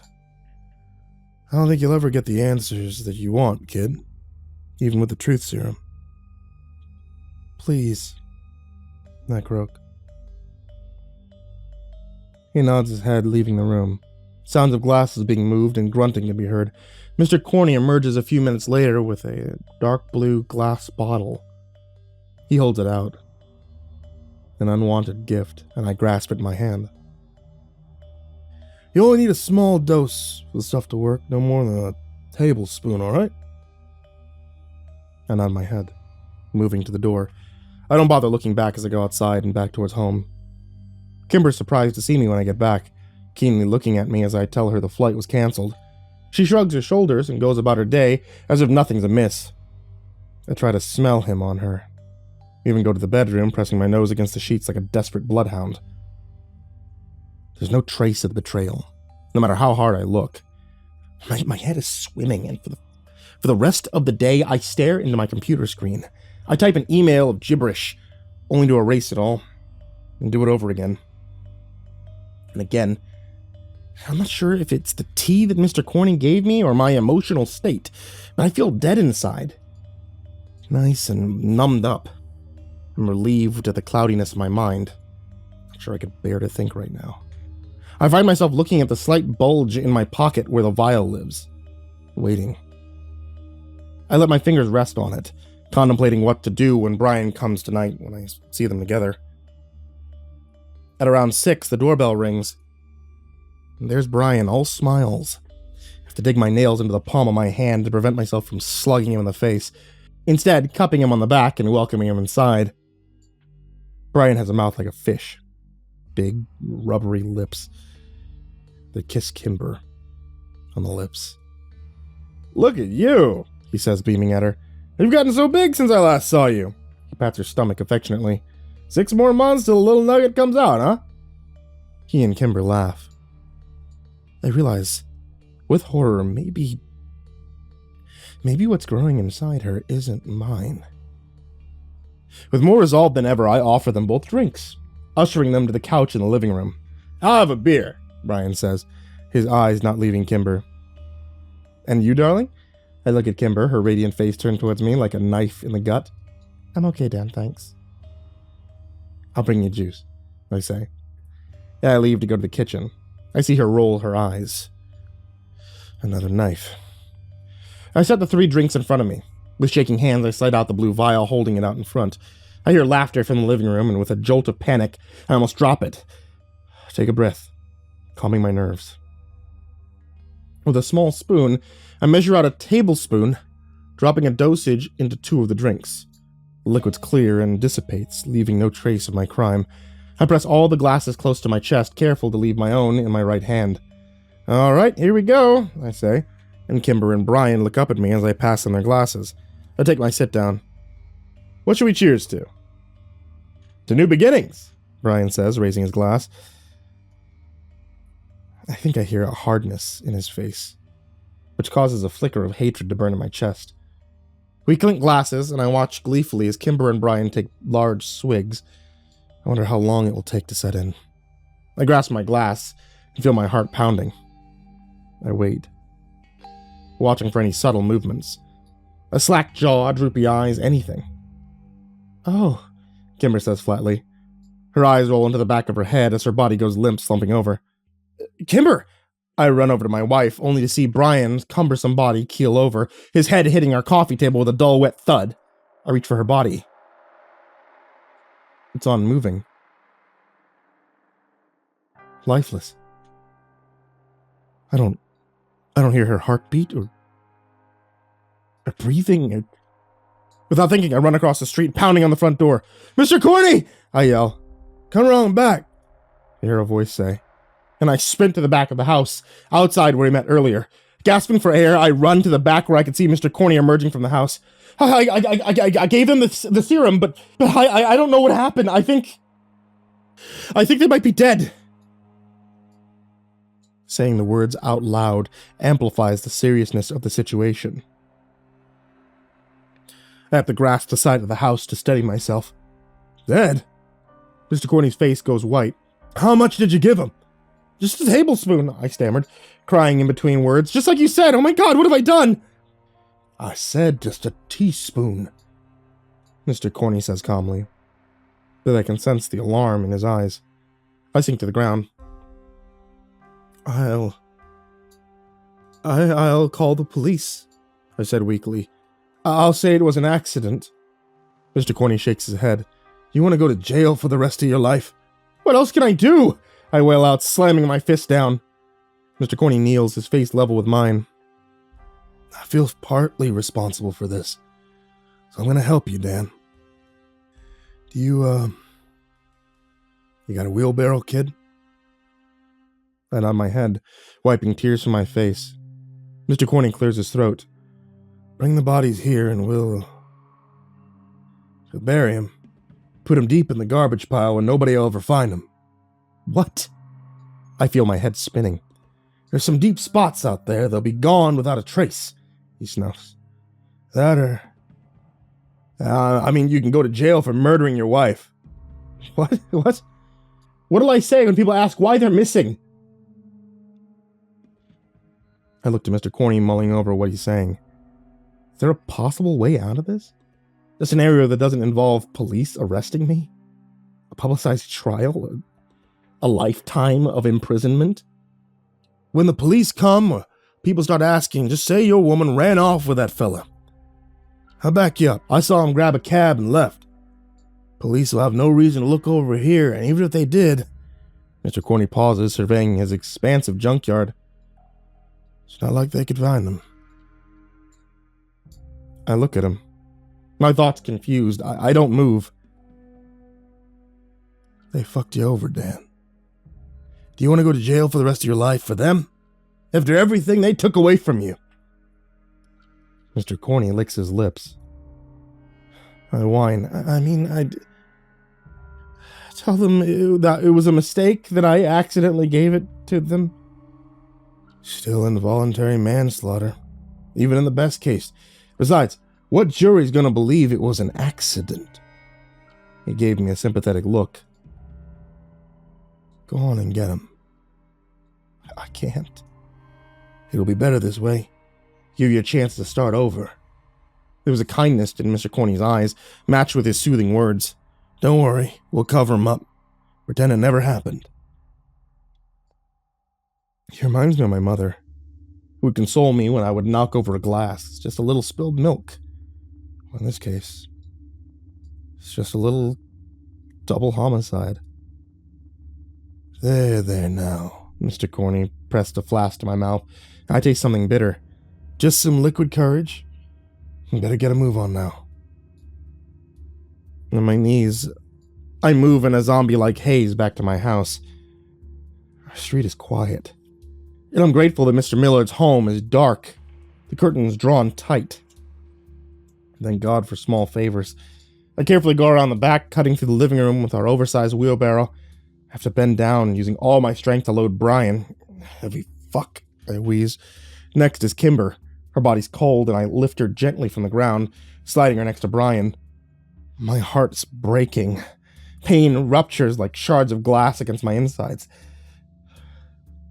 I take one last look at her still body and cover them both in a large blue tarp I found in the shed out back. It's a struggle to manage the wheelbarrow. The handles shift under my hands, and I try to heave and press forward with my knees. The distance is short, and I open the gate to Mr. Corny's, maneuvering through the pile of trash, the uneven ground below me. Over here, Dan, Mr. Corny calls, and I follow the voice. It's coming from a large mound of garbage, near the border, in deep, and towards the border of the woods. Leaving through the maze of piles, I see Mr. Corny standing in a hollowed-out conclave. I dug deep into the earth when I was younger. He beckoned me over in an excited tone. Needed to dig deep to have plenty of room for my treasures. He puffs up his chest. And I realize with disgust, he's proud of it all. Look here, he points. And squinting, I can see a hollowed-out tunnel, a space between the rubbish that drops into a darkened abyss. Let's just slide him down there. From the wheelbarrow, I grab Bryon underneath his shoulders and let him fall into the ground. Mr. Corny takes his head in between his bony fingers, pushing him headfirst into the crevice, forcefully shoving him deeper inside. When Bryon's body becomes unyielding, Mr. Corny stops and bites his lip, his eyes darting in every direction. I see a grin coming over his face as he settles on a broken broom a few feet away. He picks it up and probes Bryon, continuing to push him down. It's like a fucking turd stuck in the toilet, Mr. Corny grunts. He takes his leg, swinging it back hard, and Bryon's body disappears. I can hear a rattling as cans and other items falling behind him, covering him up. Finally, Corny spits on the ground. I register everything that's happening and look to my beloved wife still in the wheelbarrow. I can't dispose of Kimber this way, I say finally. Mr. Corny puts his hand squarely on his hips. Don't worry, Dan, I can manage. He puts his wrinkly hand on my shoulder. You've been through a hell of a day. Now give your missus a proper burial. Why don't you go home and rest? You think about it. Thinking about turning myself in, calling the police, thinking about crawling down the hole that we had just put Bryon into. The thought races through my brain. I look at Kimber again and my eyes widen. There's movement. Ever so subtle, her chest rises barely an inch and then collapses again. She's breathing. She's alive, I shout with glee, running to her. Oh my God! I'll take her to the hospital right now. I grab the handles of the wheelbarrow, pushing it when it breaks suddenly.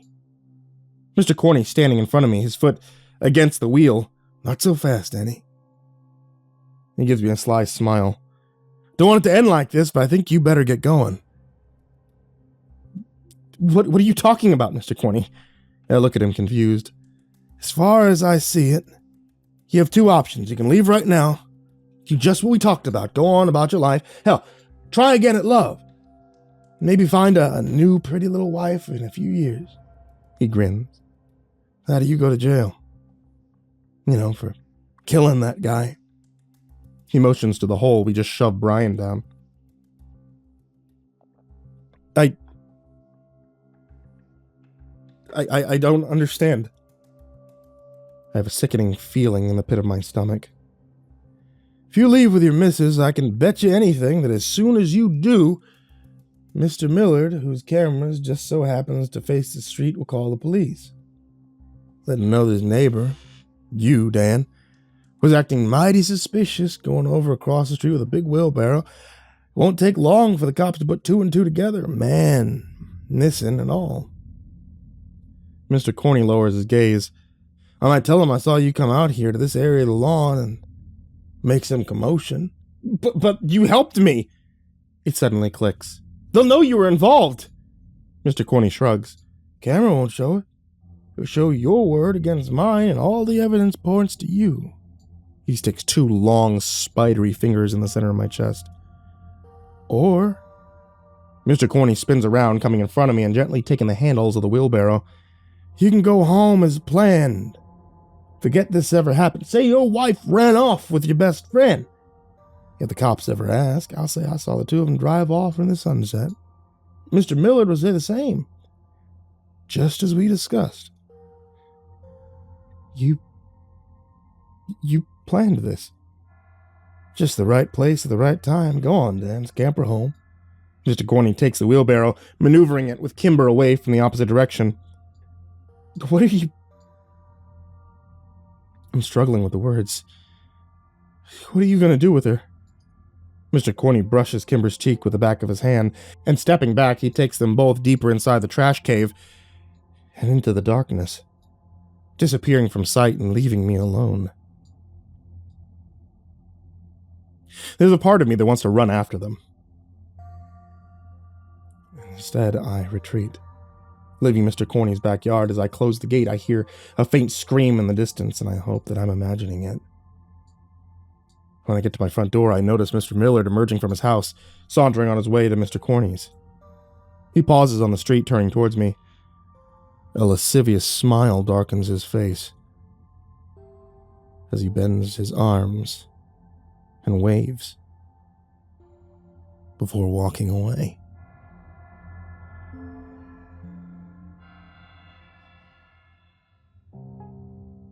Everyone knew something about the Crow kids they weren't sharing.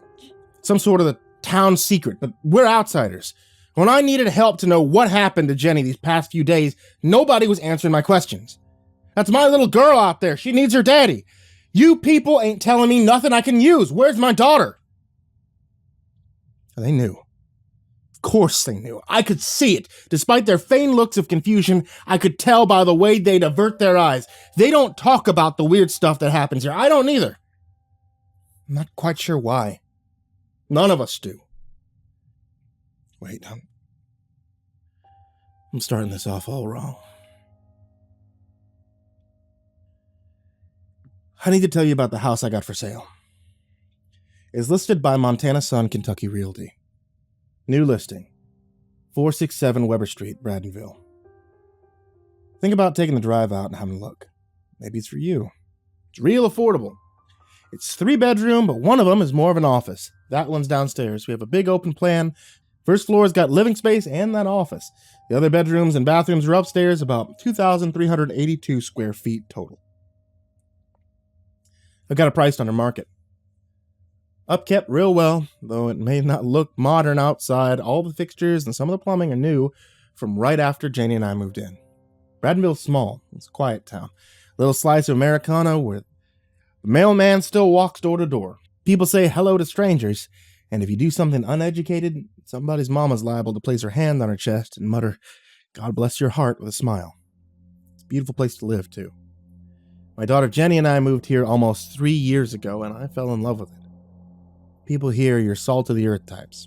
Hard-working, God-fearing, enjoying the simpler side of Kentucky living. It's true what they say about Bradenville. If you come to live here, you'll stay till you die. The house I got for sale ain't one of the cookie-cutter ones that you can buy anywhere in the country. You know the kind I mean. It was built by someone's own 2 hands. You don't have to live in some new development called Begonia Heights or Lavender Ridge or whatever pretentious bullshit places where you live are called. You want to live here. Weber Street's Weber Street. Main Street's Main. These streets have normal names, not the breeds of birds or anything stupid. Every house is unique. The place is made with spirit and character, built to raise your family in.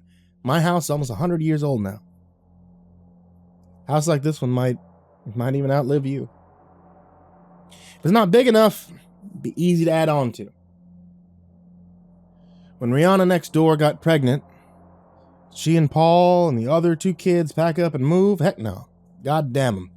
They called a man, measured some walls, added on another room. That was Rihanna's great-grandmother's place. That family's got a lot of love in that house for over 100 years to come. Beyond that even, they're all dead and gone and the memory of them fades. That's how you're supposed to treat a home. Take care of it, it takes care of you.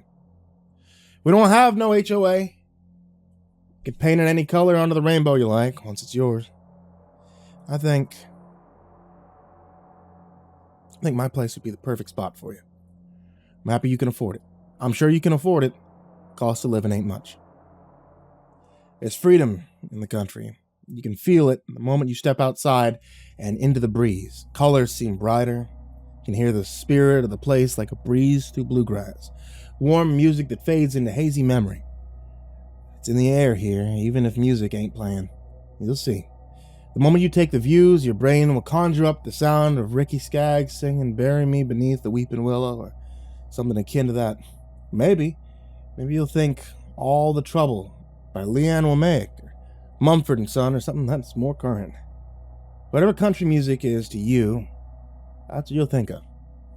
When you see the forest behind the place, or the mountains rolling up like a distant backdrop, looking down into the sprawl of town that grew into the shadow, you're bound to get some melody. It'll start screaming like an earworm, burrowing its way into your bruised apple of a skull. I don't think I can do this. I won't trick you like this. What I need is for you to buy my fucking house, so me and my little girl can get the fuck out of here. Can you do that? Can anyone out there reading this help me, please? Give you whatever you want. I bought the house with insurance money after my husband passed. Before he died, Daniel and I adopted Jenny to start a family. She was a little thing with strawberry blonde ringlets, bright blue eyes, squirming and rolling around her crib, wrapped in a blanket like a wriggling bundle. I called her Slug, and when I saw how Daniel hated it, Slug became my thing. "Quit it," he said. "That's no nickname for a baby." "Of course it is," I said. "Look at wormy widow Jenny Slug." She laughed, not knowing about the fuss. It was attention, that's all. "That's gross," Daniel said. "She's more like a bird in an egg. You can call her Bird." "No, I'll call her Slug. She can call me Daddy and you'll be Dad." His ears turned red every time I called her that. And I would laugh with her while he seethed. We always made fun of each other. That was the best time. One of the things I loved best was how he kept on about moving to a place like this. "When I was a kid in Kentucky," he said, as his eyes went glossy and bright with longing, "I remember the air, so fresh, the temperature. One awful morning I woke up and Daniel was gone. He didn't leave. His body was right beside me. Cold. Jenny was turning 5. Suddenly our family changed. It was just the 2 of us. I took the loss like dodging a rain of cinder blocks that didn't stop for weeks. For days I did okay. Other days I'd be covered until I was buried. Lay tangled in sheets, crying, too weak to move. Forget about getting back on my feet. I wouldn't even try to stand. Instead of our forever home in the country, I moved into a dark, dilapidated place inside myself. People talked to me, but I was walled in. None they said made any sense to the bricks. Sleep apnea? My father snored all his life. People can't die from snoring. Didn't make sense. I didn't want it to. Wasn't fair. He was 31 years old. He'd be 34 and a half now.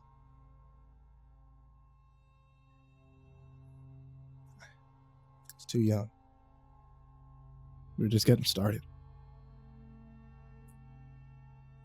Well, my grandfathers are allowed to die in their sleep.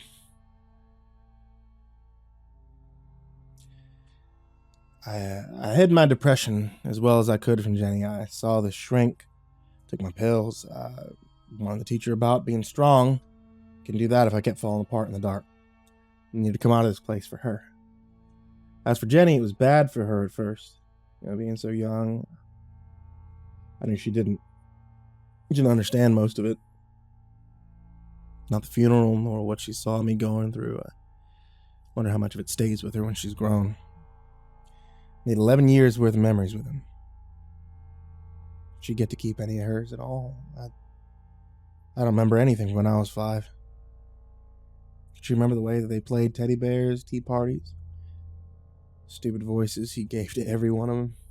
How he pushed her on the swings while she begged to go higher at the park. Higher, please. Can't push you, little bird, he told her. You'll get better hugs from the clouds and fly away from us forever. All 3 of us laughed. She didn't have our genes, but I joked she got her imagination from his side of our family. What if she don't remember him? What are the memories she keeps from him? How I fell apart when he'd gone. I was going to give her that life he always wanted. I bought this house, trying to do just that. And now we're stuck here. In Bradenville, people are friendly. Get to know them pretty quick. They'll talk your ear off, the checkout line if you let them. By the time Jenny was 6, we were well known throughout the town. Yet a gay single father in a small town in Kentucky becomes adept at eluding the subject of partners.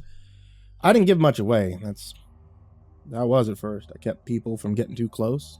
That's how I was raised. Wouldn't hide any secrets. I just wasn't walking around passing out copies of biography. Wasn't their business. I found out Carrie Ann Nathan, local busybody, pieced all the bits of the information together and told everyone. Everyone. If you live in a small town, you know there ain't much room for secrets. It was a hassle, but different to what I expected.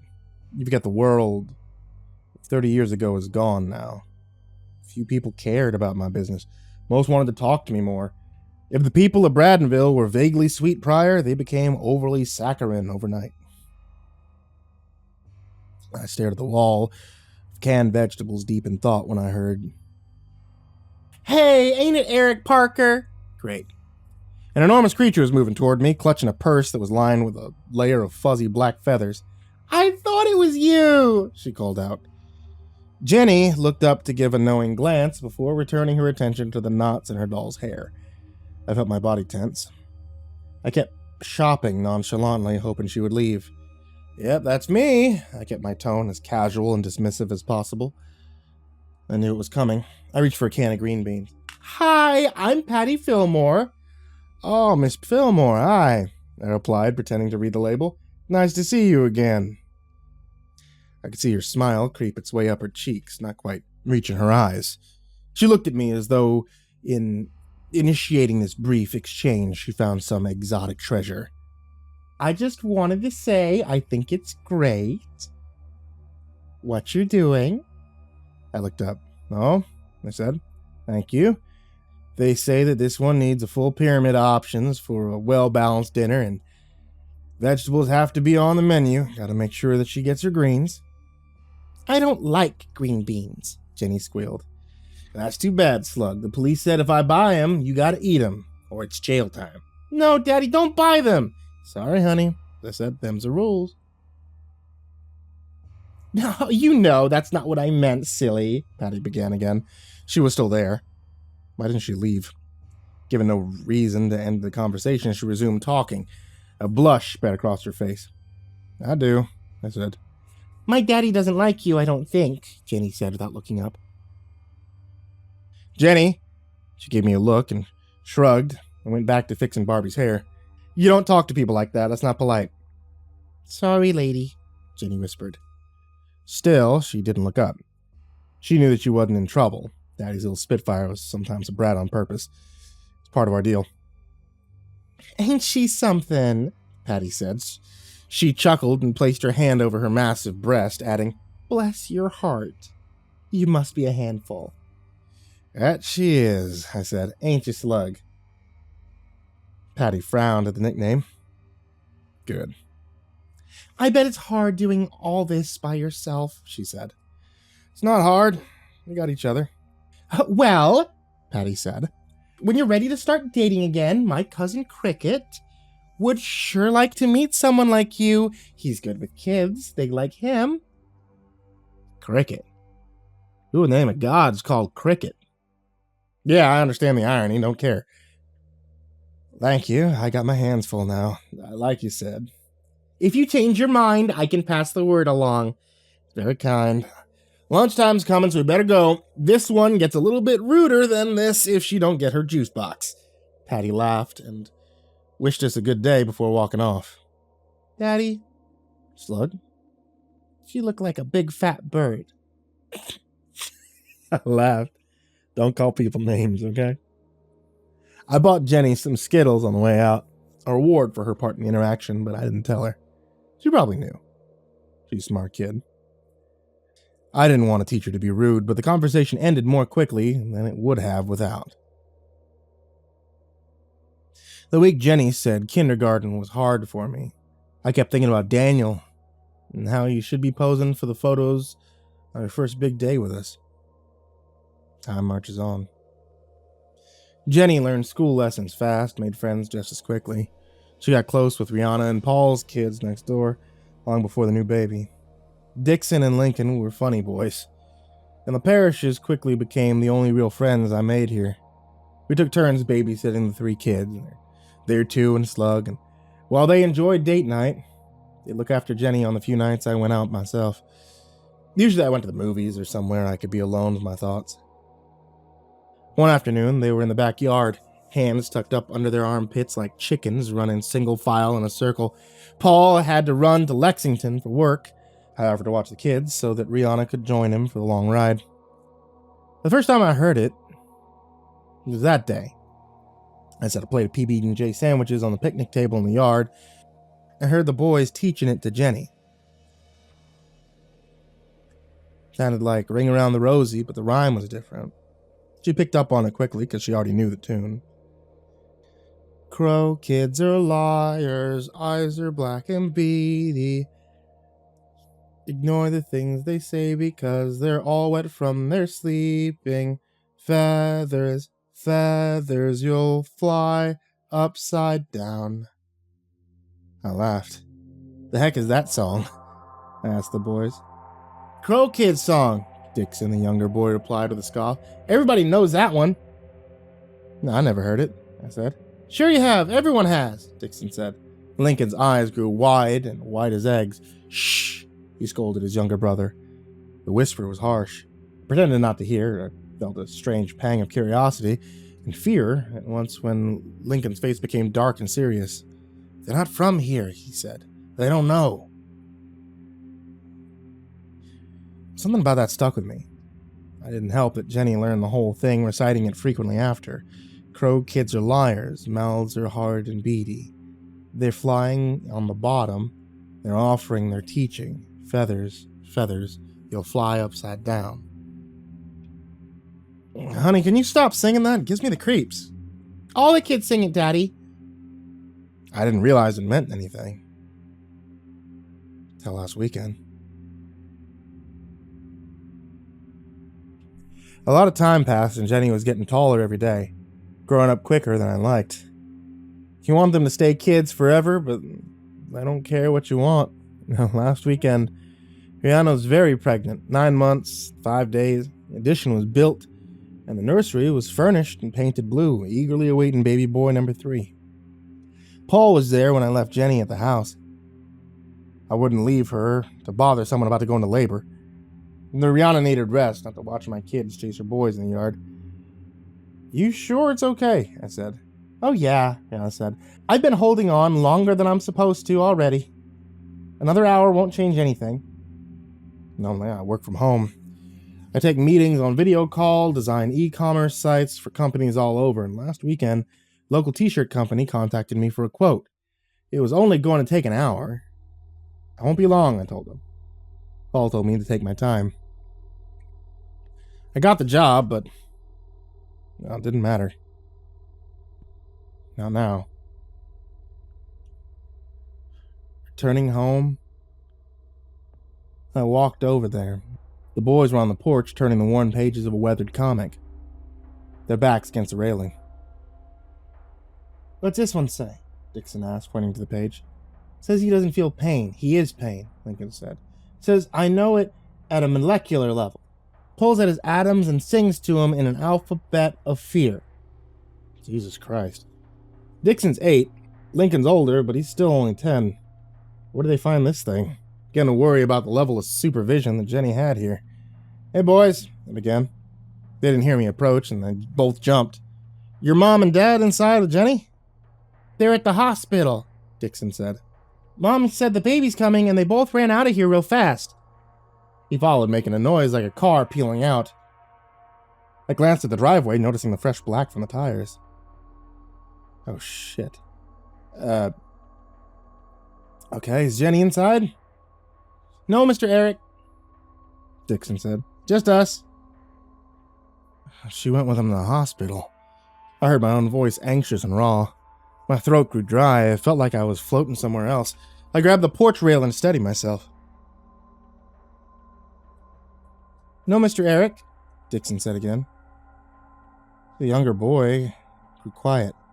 She's gone. What do you mean she's gone? It came out a mumbled stammer. Dixon looked at the ground. Lincoln didn't look up at all the whole time I stood there. What do you mean she's gone? I said again. My voice was louder than I meant for it to be. Lincoln, look at me. Tell me what your brother means. You're too late. I wanted to slap the shit out of him. I kept reminding myself that he was just a kid and not my kid. I glanced frantically around the yard. I looked inside through the windows. Boys, where is she? They went quiet. It was the longest moment of my life, stretching on and on forever. I felt my stomach churn. I was going to be sick. She left with the Crow kids, Dylan said, shuffling his feet. They're going to teach her to fly. I dialed 911. Hi, I said. I'm at 467 Weber Street. I need your help, please, now. What's the nature of your emergency, sir? The operator said. I couldn't find the words.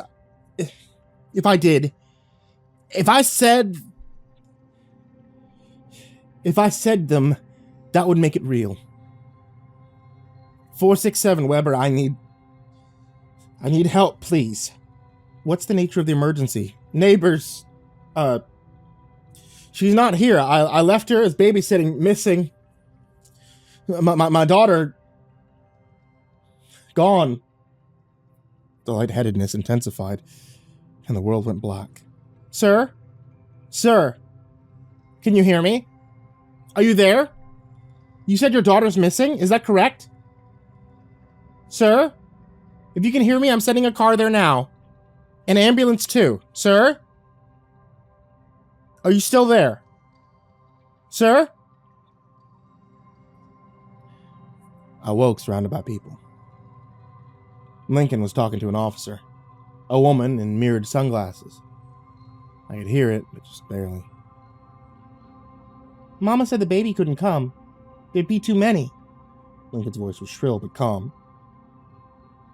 So Daddy told me and Dixon to take her to the creek and introduce... That's enough, the woman said softly. I'm going to see if Mr. Varney can take you boys to the hospital to meet up with your mom and daddy. She led the kids over to another officer. They exchanged some words. I couldn't make it out, but I did hear her say something else to him, turning away. Tell the parishes I want to speak to them. Legacy or not, doesn't excuse you from our laws. She started up to where the paramedics attended me, stooping down to pick up the comic book. Rolling it, she stuck it into her back pocket. Wait! Lincoln's voice came from somewhere in the yard. Tell her to give back my comic! Little boy, that's my boss. I don't tell her nothing. Besides, this town's spooky enough without you filling your heads with more bullshit. Come along, you hear me? He good? The woman asked one of the paramedics. For now. I need to ask him a few questions. He may not stay good then. This was a panic attack. I'm fine, I said, sitting up. Slowly, I got up with the help of both paramedics and shaking knees. What did he tell you? Where is she? Something about the creek? Mr. Parker, the woman began. I don't think we've met. I'm Sheriff Downs. You can call me Tawny. I huffed out a sigh. I know who you are, Tawny, I said, trying to conceal my anger. Where did he say she went? He didn't have much info, but I already called the pastor from the church up the road. He's got everybody's telephone, and we'll get a party out here to search. She sucked her teeth and put her hands on her hips. She ever run off before? I sat on one of the rocking chairs near the door and put my hands over my face. I could feel the wet of tears in my palms. I wasn't aware I was crying. No, she's 8 years old. We'll find her, she said. What do you need from me? Like a doll, clothes, something? She looked confused. Come again? For the dogs. I'm sorry, Mr. Parker. We don't have resources for them kind of dogs. I felt my heart sink and settle in my feet. Maybe someone in the search party's got a hunting dog they'll bring, I guess. Keep that in mind. We'll start at the tree line and the woods behind your property. Wrong direction. Lincoln said something about the creek. Creek was across the road and through the field beyond Hayes Jackson's property. Why would she want to look on the wrong side of the street? I looked up at her. Why? That's where she's likely to be, Mr. Parker. I didn't understand, but why think that? Why not start at the creek? She looked off at me confused. The creek's about a mile off in that direction? She probably wouldn't have gone off that far. But that boy is full of fishtails. Takes after his daddy, she said. He don't mean to be a liar. He's what, 9 or 10? He doesn't understand what he's doing. I felt moving in the pit of my stomach, an unease squirming like an eel. What if it's the truth? Enough people from town will come and we can split in two. Her voice was pretty sympathetic, but her face betrayed something else entirely. What was it, pity? No, it wasn't that. Annoyance. My suggestions were annoying her. She probably didn't want to search at all. I can come over to the creek if you want to start there. We'll send another team out yonder in the woods. We can cover more ground that way. He was trying to tell you something else, I said. I don't think he was, she said. I searched her face for any hint of compassion. All I saw in it was a tired weather mask beginning to slip. She was lying to me and not very good at it. She didn't care if we ever found Jenny. It was in her eyes. I think it was something about the Crow kids. Is that a family name, Crow? She sighed. No, Mr. Parker, like I said, fishtails. No family named Crow, just a small-town urban legend. Ain't no Crow kids, just made-up stories. I don't remember how it goes. Kids been talking about them since before I was born. Get blamed for everything bad. They aren't real. Many responding to Pastor Thomas's call arrived in hiking boots and thick pants. Some came wielding machetes and heavy-duty loppers to clear paths through the brush. Nobody came with a hunting dog. A woman named Cheryl lumbered up to me where I stood in my driveway. Her arms were laden with paper sacks from the grocery store. All these people are going to need to eat, she said, matter of fact, as I led her inside and showed her around the kitchen. I found it reassuring that so many people in town came already prepared to comb the woods and creek beyond the Jackson property, like they'd done it before. Few even brought maps of both spots, dog-eared and well-used. Some marked the grids of previous searches. It wasn't until later that I realized how troubling that should have been. How many times did I do this before? What exactly was going on? We searched for 6 hours, stopping before sundown. A large folding table was set up in my yard. Jim Thomas was unloading metal chairs from the back of the church van. The mood was painfully cheery as the town crowded around Cheryl's spread of impromptu home cooking, and somehow she found enough time to bake 5 or 6 chickens, 4 hams, a few gallons of mashed potatoes, sweet potato pie, and corn to go around. Just 6 hours in my tiny kitchen. 2 paper sacks of Rife's groceries. It didn't add up. I didn't question it. There were more important questions. I held them in until everyone left except for Cheryl, Pastor Thomas's wife, who both stayed up to clean. I have to ask you something, I said, coming through the kitchen door, my arms piled with serving utensils and trays. Oh my, Gwen Thomas came running in, relieving the load I carried. You stop right there, don't do a thing. She unloaded the dishes in the sink and led me over to my breakfast table. You have had a long day, Cheryl said, bringing over a steaming mug of black coffee. You leave the washing up to us. I need to ask you two ladies something, I said again. I weighed the implication of the question in my mind. Did I want to hear the answer? I needed to know. Everyone seems to have done this before. Gwen murmured as she scrubbed at the pans in the sink. Once or twice. I could see Cheryl in my periphery. She bit her lower lip, looking nervous and smearing some of her cheap lipstick on her teeth. I think it's more than that, I reasoned. Some of those maps look pretty creased. Some of them have lines drawn, too. We shared an uncomfortable silence. Eventually, silence was stalled by a chime from Mrs. Thomas's phone. She looked relieved as she read the text. It's Jim, she said. I should go. He's wondering where I'm at. On her way towards the front door, she stopped to place her hand on my shoulder. I'm really sorry this is happening.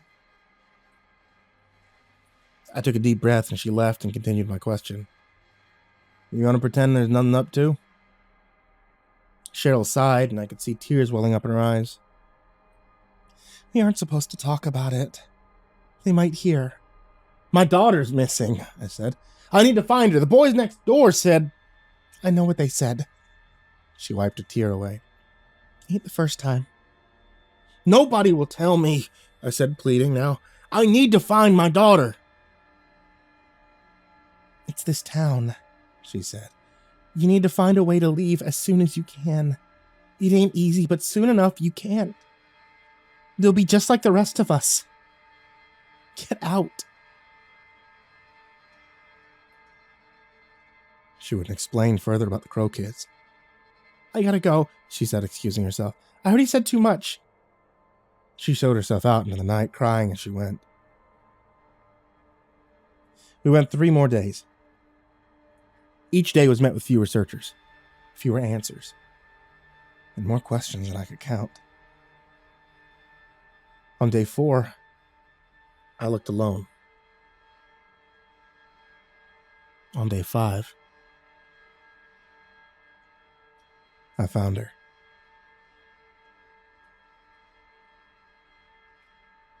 I wouldn't sleep in more than an hour or 2 at a time. Even drinking myself to oblivion was no relief. I was slowly losing hope, tossing and turning in bed as the hours continued to spin away with agonizing ticks from the clock that continued measuring time despite me. Paul and Rihanna's house remained dark as each sleepless night passed forward. A good riddance. I wanted to hurt them, all of them. If not for their negligence, she would still be here, but I felt instinctively something more sinister was happening in Bradenville. It was the one piece of golden clarity I clung to as my life became a hazy tunnel of broken consciousness and deep, dark dreams. Everything was diluted. Then I sank into the inky black of that still and dark sea of depression. I cried and I drank and I searched. I did little else. I couldn't recall the last time I ate. I didn't care because I never felt anything. I was nothing now, and nothing didn't feel hungry. My phone rang with calls from angry clients and their emails beeped notifications endlessly. They wondered why their projects sat unfinished, why I was ignoring them. Didn't they know I was building walls to die behind and diving further and further down? When Jenny, my little bright-eyed Jennifer, disappeared, the neighbors who'd known where she went disappeared, and I disappeared too. We're sorry. The person you're trying to reach is unavailable at this time. Please try your call again later. As I walked, I could feel my insides bursting and dropping out with each step along the edge of the creek. This was the bottom. Pressure of the hopeless depths is crushing what I was left. continued to look despite the lack of clues or answers. Sheriff Downs was no help. She started screening my calls because she was a worthless, lying bitch. I must have left over a dozen disjointed, confusing messages as I drunkenly slurred into the phone. And slowly I accepted that there wouldn't be answers. It didn't take long to realize I was wasting my time. My mind was locked in a downward spinning drain. Bathtub filled the glass of broken gin bottles and disjointed memories as I felt what was left of me circle away. My daddy doesn't like you. Eyes are black and beady. Higher and higher, please. All wet from their sleeping. I think I vaguely recall Cheryl visiting me. Perhaps she brought food that she forced onto me, or maybe I imagined her visits entirely. Maybe she came every day, and she called my clients back. Explained to them. Phone stopped making noise. I should have thanked her. I couldn't because I was gone. The voicemail is full and cannot accept messages at this time. Her kindness did not erase her as part of the problem. Not a single person in town would give me a straight answer about what they knew. Definitely knew something. I stopped asking or speaking to any of them at all. I resigned myself to the unanswered questions and the prospect of wasting away. I walked to the edge of the creek for shorter and shorter hours every day. We're sorry. You've reached a number that has been disconnected or is no longer in service. If you feel this is an error, please check the number dialed and try again. My seeking grew ever more listless. People here, monsters in plain sight, spinning webs in their shadows. Southern charm and hospitality were ghosts, haunted me, and people began to look away from the silent wraith with a 1,000-yard stare that floated at the edge of their awareness along the edge of the stream. Thank you for calling. Goodbye. The night I found her, I woke up to take a leak. Lifting the seat, I began to empty my bladder, staring out the second-story window and into the night. I rubbed my eyes and felt the harsh hand of sobriety shake me. She was there. In the yard, Jenny. My Jenny. Little boy with shoulder-length hair stood with her. They gazed up, motionless, staring through the window and through me. Large black bird sat on the boy's shoulder and pecked at his hair as it flitted in the breeze. A second flew above them. Moonlight cast a shadow as it traced figure eights. A third hopped in the dewy grass, pecking at night crawlers. Finding them with adept psychic knowledge of where they hid, it pulled them free from the earth and swallowed them whole. I stood there for seconds, stretching on into forever and didn't move. They didn't move either. Nobody moved except those crows. Breaking free from confusion, I ran down the stairs, grabbing my keys from the kitchen counter. I tucked them into the waistband of my underwear, and I darted out the door. The night was chilly on my bare chest, despite the heat still lingered in the damp of the grass. The air was thick and oppressive with the human memory of that forgotten summer rain. She was gone. Both children were gone. I felt my heart sink. Was I hallucinating? Perched on the power lines above, a crow cawed in the darkness and took flight. I didn't think about it. I ran. I followed its shadow as it crossed the asphalt and cast darkness over the Jackson house and toward the creek. I heard the chorus of frogs before I heard the water, and I felt my breath hitch. Stopped dead in my tracks when it came into view. Earlier in the day, I would have guessed the water was at my chest at least, but now, under the stars, it was mostly gone. Flowed like clotted mucus less than ankle deep. The uneven creek bed rose up like a muddy patchwork. Overhead, dozens of crows circled the dark shapes. The ones that stood in the canal, I didn't count the muddy children gazing up at the sky, and occasionally one of them murdered doves to land on one. They pecked at their faces, violently piercing mouths, ears, and eyes, cheeks, neck. At a distance, I could see many were full of holes. The ragged skin of their faces pecked so often, torn and bloodless. The kids didn't flinch or react. They stood motionless as though they weren't the feast spread for hungry birds at all. I moved forward slowly, my feet cutting a cautious path towards the muddy edges as the din of the frogs grew even louder around me. Their song became an uninterrupted note, and amid that, I heard the voices of the children. The crow kids were squawking like birds. Take a dip. Take a dive. The water here is just fine. Sink with us forever. We'll teach you how to fly. Don't you want to be a crow? We'll never know if you don't try. Come soar with us through clouds of muck beneath our murky sky. My head swam with their voices. The children's rhyme came to me, blotting them out completely. Crow kids are liars, eyes are black and beady. Ignore the things they say because they're all wet from their sleeping. Feathers, feathers, you'll fly upside down. Crow kids are liars, mouths are hard and beaky. They're flying on the bottom. They're offering their teaching. Feathers, feathers, you'll fly upside down. All the voices spoke at once, but somehow I could still pick out the words. You want to fly? Sink with us. We'll teach you how to fly, Mr. Eric.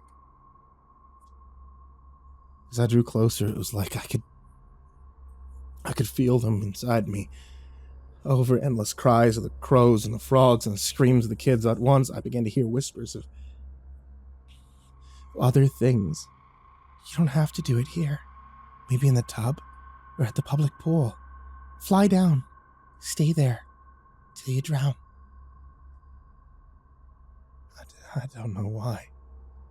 I found I actually wanted to do these things. My head was a rotten apple. The whispers, the worm, the crows knew it was hiding there, and they began to dive at me, longing to peck it out, eager to pull it free. I swatted at them and cowered. Where is Jenny? Where is it? Where is Jenny? Was she here? There? Near the tangled roots on the tree on the opposite bank. I ran to her, shoving the children and the birds away as I went, and as I neared, she reached out to me. I lifted her from the mud with some effort, feet squelching as they broke free from the suck of it. I trudged back the way I'd come, biting the pull of the creek bed, with Jenny adding to the weight. The filth was pulling my heels and wrapping around my ankles. Where are we going, Daddy? Jenny asked. Her voice was quiet and dazed as we reached the driveway. We're leaving, Slug, I told her. I put her in the passenger seat of my car and I drove. Bradenville's not a large town. There are two roads leading in and out. Main Street goes north and south. Weber heads east and west. We live on Weber, and either direction would lead us out of this hellhole forever. All I needed to do was drive, and we could be safe. Fog was rising up from the asphalt as I cut our path west. I don't want to leave, Daddy, Jenny murmured as we approached the edge of town. I glanced over at her in the passenger seat. Her eyes, they were far like distant stars. I want to stay here, so I can learn to fly. Her voice gave me chills. Something was wrong, but the hand-painted sign ahead gave me hope. Thanks for visiting Bradenville. Y'all come back now. The deer came out of nowhere, and I slammed my brakes, narrowly missing it. It leapt just past my hood, a hairpin angle, and the massive buck charged its path to run out ahead of us in the road. It disappeared. It physically disappeared.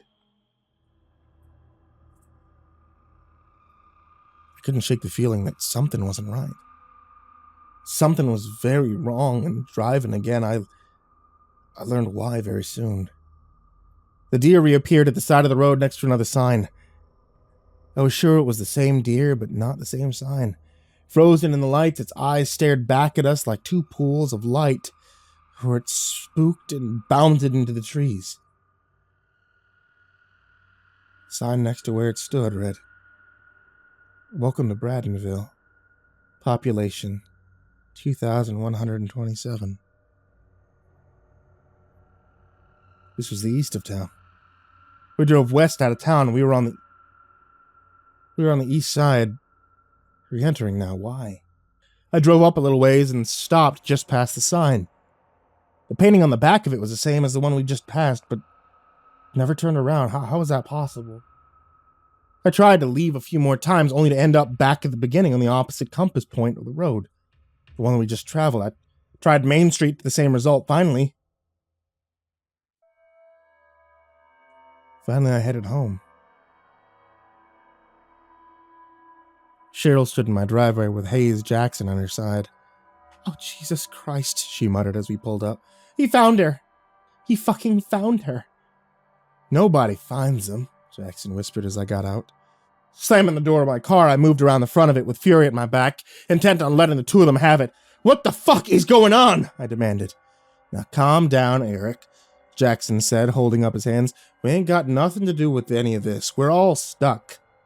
We come to tell you some things you ought to know." Cheryl looked terrified. "You gotta get inside. You can't tell how you heard none of this, you hear me?" They told me the Crow kids like playing games. Nobody knew what they were, but they seemed like they might be a ghost or a demon. Can't touch them or see them most time. They just creep into your mind, they find you when you're low and whisper sweet lies about drowning. Them dark whispers I heard that night, fly into your head on black wings. They're spirits of the drowned, and their number's been growing slowly as far back as their songs go. Everyone who grew up here knows those awful lines. Ghosts. Dead, you can't see them, can't touch them. That's how come I know my Jenny ain't one. She's here. They eyed her warily and told me it ain't her, but I know, Slug. She ain't talking much, but it's her, and she's breathing. She ain't dead like the others. Cheryl and Jackson explained everything in whispers. Everything I wanted to know over the slow chords of Delia's Gone as it played and repeat in the background. The population of this place don't change. It ain't allowed to. It's been 2,127 people here as far back as any town record goes. You can't go unless someone else swaps you out. And that's why I'm begging y'all, somebody please come buy this fucker. I need 2 of y'all out there to come take our places. You don't have to stay forever. You can pass this place on to someone else like someone else did to me. I bought it and I'm selling it cheap. You can buy and someone else will come along sooner than you think and buy it off you again. It doesn't have to be a permanent arrangement for you. I know it might seem like you're perpetuating a cycle, but I'm begging. We just need 2 people to come live here so I can get Slug some help.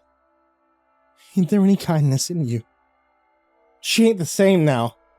I don't know if she ever will be. I won't look for help here. We need to leave. She's just a little girl. She's just a little girl, and I'm dying here because I can't get her out, and we ain't safe if we stay. Especially after what happened yesterday. Please come by it.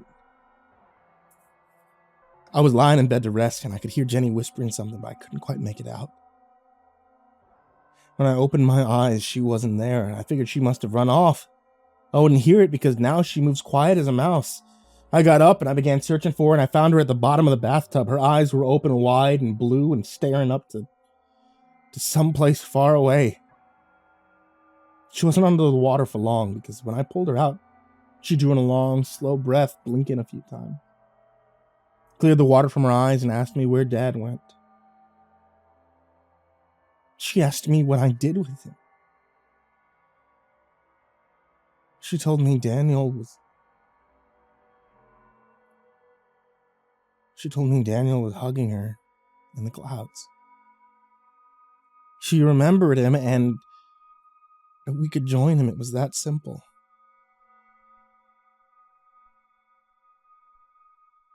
We just have to find the way down.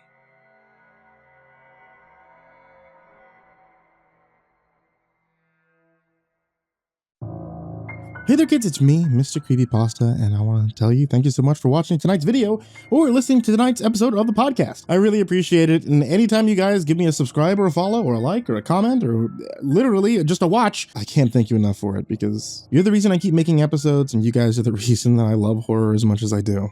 It's the middle of summer, and I'm sure you guys have summer reading lists or something like that, but wouldn't it be cooler if I just read to you? So, you can always check me out on Audible, audible.com. You can search up MrCreepyPasta, and I have a whole bunch of books that I've done audiobooks for there, such as Tales from the Gas Station, or the very newest one that I've done, Pastel-Colored Dreams and Human-Flavored Nightmares by Vincent Venicava. If you haven't checked that out yet, hot dang, you should. And as always, I want to give a very special thanks to all of my patrons at patreon.com/MrCreepyPasta, because you guys are the reasons I get to keep my lights on in the house and get wonderful little treats for my cats and everything like that. And also the reason why we keep getting special custom series just for the channel. So a special thanks to Jacob Shaffer, Jordan Alexander Sanchez, Bryon Arce, Ken Lando Higuchi, Bobby Karman, Tristain Pelton, Chase Burnett, Bardo Hawk 764, TheBananaMafia 1, Melancholy Corpse, Hollow Zero, Ferb, Harley, Billy Morrow, Katie Birch, Sashi Sazaku, Kayden the Spooky Boy, MyBodySoundsLikeRiceKrispys, AshWood, Lord of the Weebs, Jay, Feyelocket, Miss Xandra, MrUnsettlingSpaghetti, Eurogore, Suji Campbell, Marco Takes Dabs 420, Stricken, Ozreen Fox, Robert White, Andres Garcia, Snails Brennan, Legit Quad Feed, James Bruce, Chris Lovins, Freddy Krueger, Tynan, Justin Johnson, Michael Scarborough, Infernal One, James Lowe, Lisa Cottrell, Caspian, Jordan Nels, Hades Nephew, Tater Chip, Acid System, Prozac and Pancake Appreciation Society, Cryptic Nightmares, Someone You Love, Kiri the Sloth, Tommy Green, Sky Harbor, Caleb Dougal, Nina Smith, Nico Kayo, Rafael Rodriguez, The Ginger Bros, Aaron Stormcrow, Daniel Polson, Trace Miles, Corey Kenshin, and Peaceful Buddha. That's right guys, at patreon.com/MrCreepyPasta, you could join this amazing list of people's names I mispronounce and the list of Patreons down there in the description. But of course, none of that is ever required. I just appreciate you guys subscribing and watching and honestly being here. So, to all of you, sweet dreams.